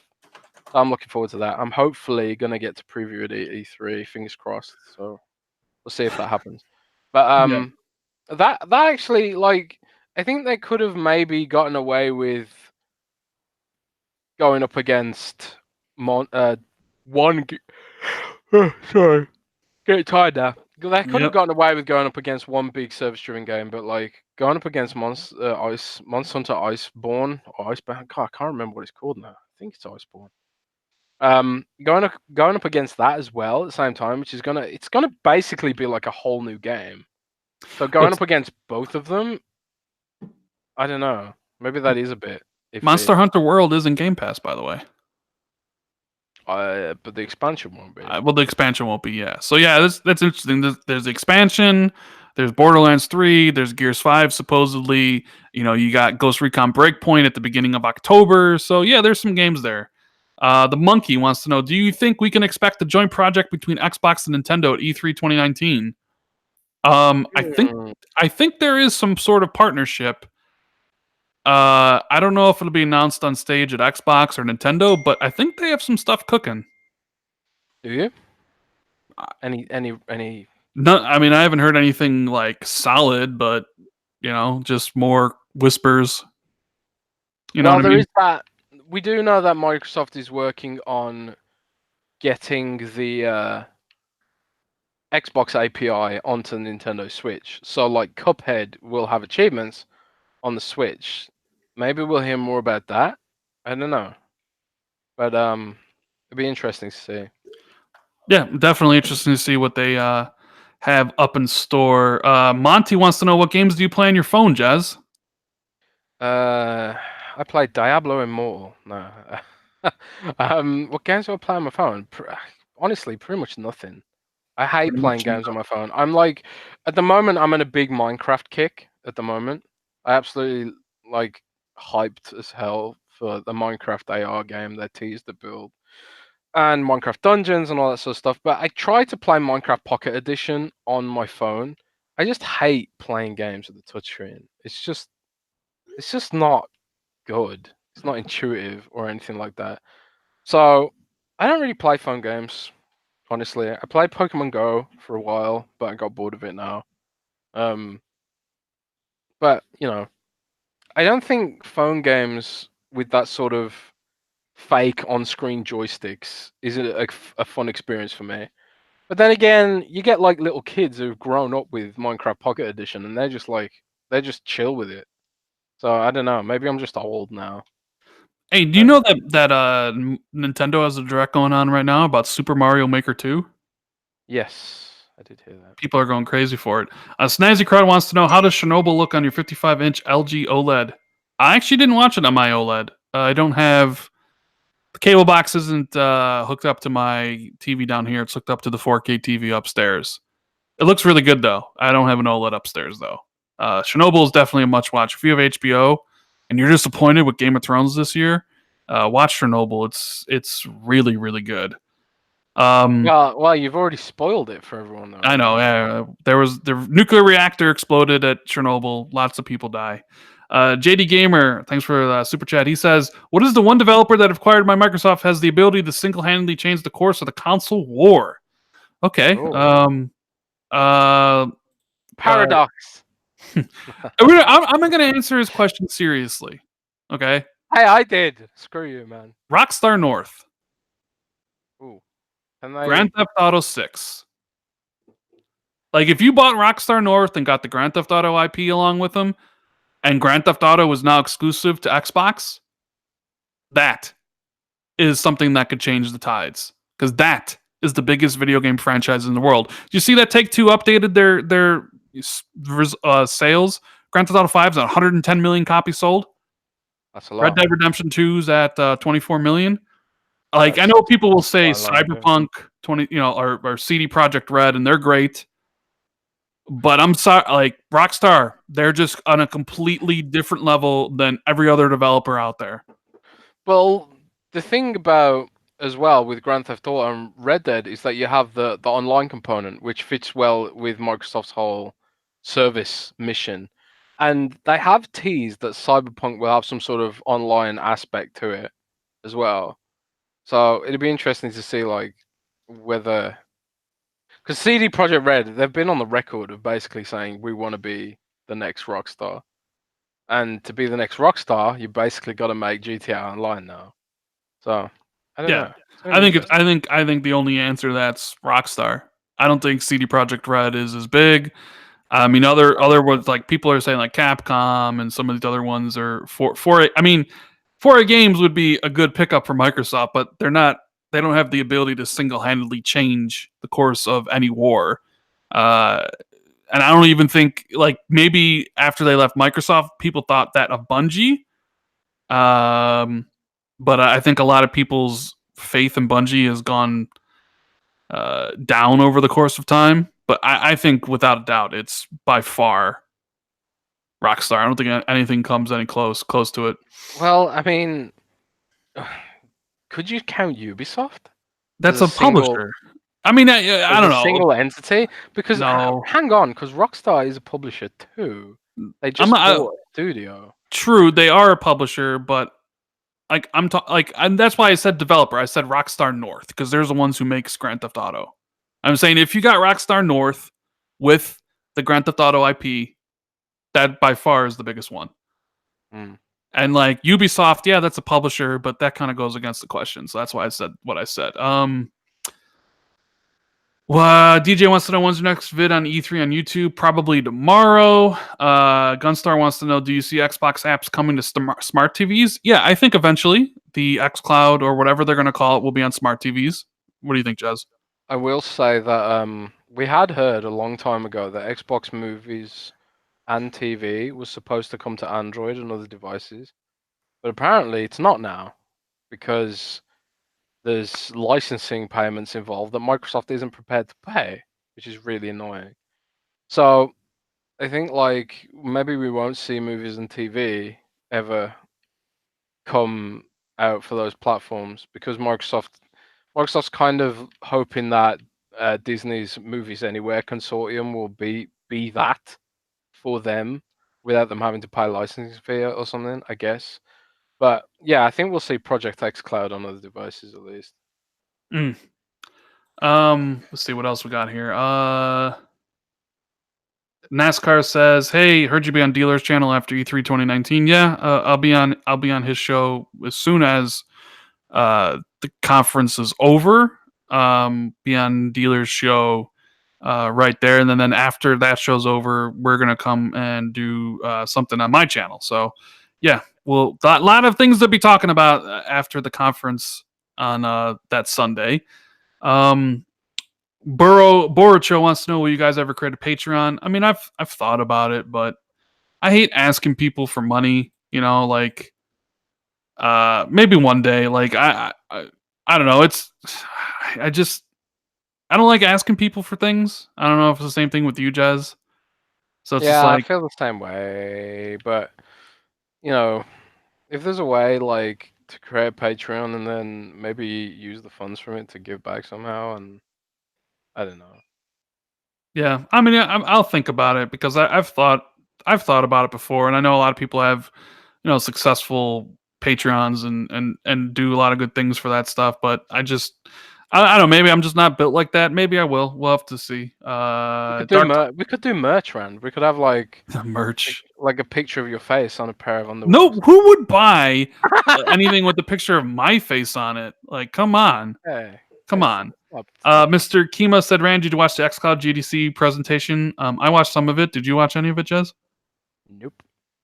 I don't think so. Let's see. What else we Oh, got what do here? you think I am? Some kind of journalist? Yeah, what kind of journalist? Number one, manga freak wants to know: do you think the trade war with China will affect the cost of next gen consoles? That Oh, is interesting. That's that's interesting. actually yes, it probably will because oh, actually no, maybe it won't because I tell you one thing that is exempt from uh uh Orange Boy's tariffs is rare earth minerals because if he put the tariffs up on rare earth minerals, that'd mean all the big tech firms would have to charge more for their processors and that sort of thing. So maybe it won't after all that because but like things like I don't know, your favorite I don't know, plastic crap that you buy from China, maybe that'll be more expensive. But processors and stuff should be safe for now. For But now. we'll see what happens. You know, Yeah. anything can happen when you know what? I'm not even going to get into it. Not even going to get into it. I'm just going to say, screw all politicians. They're all scum. Yeah, we don't want to get into it. Z Black Rider wants to know: do you think the surge in CD Projekt Red stock is the market speculating on a potential takeover? Ooh. I haven't read or seen anything about a surge in the stock, but CD Projekt Red is always, they're like the jewel. Like, Mel, imagine if Sony got them or Microsoft or EA or somebody. Like, oh man, like, because they're one of the better developers out there. So, um, Mm. they're always speculated, but I actually haven't heard anything about that. Have you? No, I haven't heard a damn thing. But I don't know. I'm trying to get a meeting with them at E3 at the moment. So Right. if they do get taken over, I'll be sure to let you know. Quattro wants to know, what price range do you guys think xCloud will launch at? Thoughts on how it may be bundled. So I think it won't be a separate subscription. Like there won't be Xbox Live Gold. There won't be and like Xbox Game Pass and then Xbox like XCloud. I think it's going to be one of those things where if you're sub to Game Pass, you have XCloud. That's what I think is going to happen because it'll bump up Game Pass subscriptions, and then people who sub to Game Pass will have phone games to play through XCloud on their phone or any device that they play on, and they'll be able to have like 200 if they don't have a catalog already, right? You know, so that's kind of my thinking on that. What do you think, Jez? Well, I've heard that it will be tied to Game Pass in some form, and that is partially because the licensing model. Like we've talked before about how initially there was an expectation that every digital game you own on Xbox will automatically be playable on xCloud. That is not going to be the case because Microsoft can't just use people's content without permission. So because it's a whole new paradigm, they have to, do a new licensing deal for that sort of stuff. And if it's tied up to Game Pass as part of the deal to get onto Game Pass, then that sort of eliminates some of the roadblocks there and stuff. So I've heard it will be tied to Game Pass. Now, the interesting thing to wonder is that will it be like Netflix and be like an extra tier of Game Pass? Because like on Netflix, you have to pay a little bit more to get the 4K resolution, right? Mm-hmm. So maybe it's part of Game Pass, and then it's like, I don't know, Game Pass Pro or something to get xCloud. I don't know. But then it starts getting really confusing because you've got Xbox Game Pass Ultimate, and maybe it's just part of Xbox Game Pass Ultimate. Thinking about it. Maybe. I mean, I think it's going to be tied to a subscription. I think it's going to be tied to Game Pass in particular because, and you're right. Maybe it's tied to Ultimate because then you have games and you'll have Gold, which gives you the multiplayer option. So, yeah. Indie Gamer with the super chat, he says, "Awesome show as always, guys. Thanks for the support, bro." And actually, Rand. Gamer Sorry. O'Malley says, "Rand, step your Patreon game up ASAP." What, Jez? But here's a thought, Rand. What if because Project xCloud, that's just a code name, right? Yes. What if xCloud's product name is somehow Game Pass branded? So it's like called Xbox Game Pass Live or Xbox Game Pass Cloud or something like that. Like they tie up to Game Pass that way. Do you think that could be? So you don't think xCloud will be its official name when it gets revealed? Like you think they'll call it something Xbox else? Something. I mean, they already have X in the name. It's xCloud.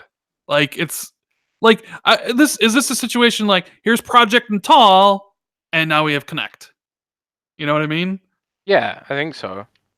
I think xCloud is just the code name. But actually, I don't know because it's called xCloud in the game in the files. Whereas, I don't know. It's hard. What do you think? What guys in chat? What do you think of xCloud as the product name? I think it's a pretty cool name. Spartan God says it is Jez. That's why it's called xCloud Stream Pass, Game Pass Stream, Xbox Game Cloud. Since they already have Xbox Game Pass and Xbox Game Studios, Stream Pass is the name. Xbox Game Stream, Xbox Game Cloud. Yeah, I mean, personally, I stick to xCloud. Maybe that's not a good name for marketing purposes because someone might hear that and be like, "What's xCloud?" So there's probably some way they have to brand it Xbox. So Xbox something, Xbox. I don't know. Maybe I shouldn't hire me for marketing because I can't come up with a name for this on Split. But you know what I could have came up with on the drop of a dime? Hey, Xbox One S All Digital Edition isn't a good name. You want to know why? Because it abbreviates to SAD. That's free. That's free advice, Microsoft. What would you have called it then? I don't know, man. Xbox. I don't know. Xbox. Something Xbox related, but I don't know what the Xbox game streaming. I mean, that's like simple and right to the point, right? Yeah, maybe. Xbox Game It's not Pass very Cloud. exciting though. Yeah, I know it's not very exciting. But they're paying lots of people for that. And Gamer O'Malley says, "Did you see my super chat, Rand?" Yeah, I thanked you, bro. Like you said, get my Patreon game up ASAP. I'll definitely think about it for tiers that we could do or things I could give back. But What about me? Don't I get a Patreon? I mean, you can start your own Patreon. Oh, great. I mean, you work at Windows Central. You could start one. You probably have thousands of people written to support you. Remember, people listen to this show. Like we have 480 people watching. They don't want to hear me. They want to hear you. They don't care about me. Are you serious? Nobody wanted to hear me rant about Splinter Cell. They want to hear you talk about Pokemon. Oh, that's true. I didn't talk about Pokemon at all this week. I'm bored of it now. Anyway, Jez is bored of. That fad is over. I'm all about Minecraft now, baby. Yeah, you'll find out why. You'll find out why on Friday. Ooh, Jez is teasing. Jez is teasing. But something's happening on Friday. That should be fun. So we're gonna end the show here. Extra long show because we missed last week. So we'll be back next week with our E3 predictions and anything that happens. In the meantime, want to thank everybody for staying here live with us, listening to this later whenever you guys do watch it. Hit the like button if you enjoyed the show. If it was your first time here, hit the sub button. There's a little icon for the bell. You can hit that. Always be notified when I drop new videos or podcasts. Jez's link to his Twitter's in the description, as always. And do you have any? I know you said you wrote 6 articles today. When can people expect that? On Friday. On Friday. So, Friday is a big day for Jez. Got a bunch of articles coming out. I wonder what it could be about. I also wrote a really cool article about Microsoft Solitaire today. Yes. I interviewed Paul Jensen, who works on Microsoft Solitaire, and that was really fun, actually. Did you know that game has like 50 million monthly active users? That is a lot.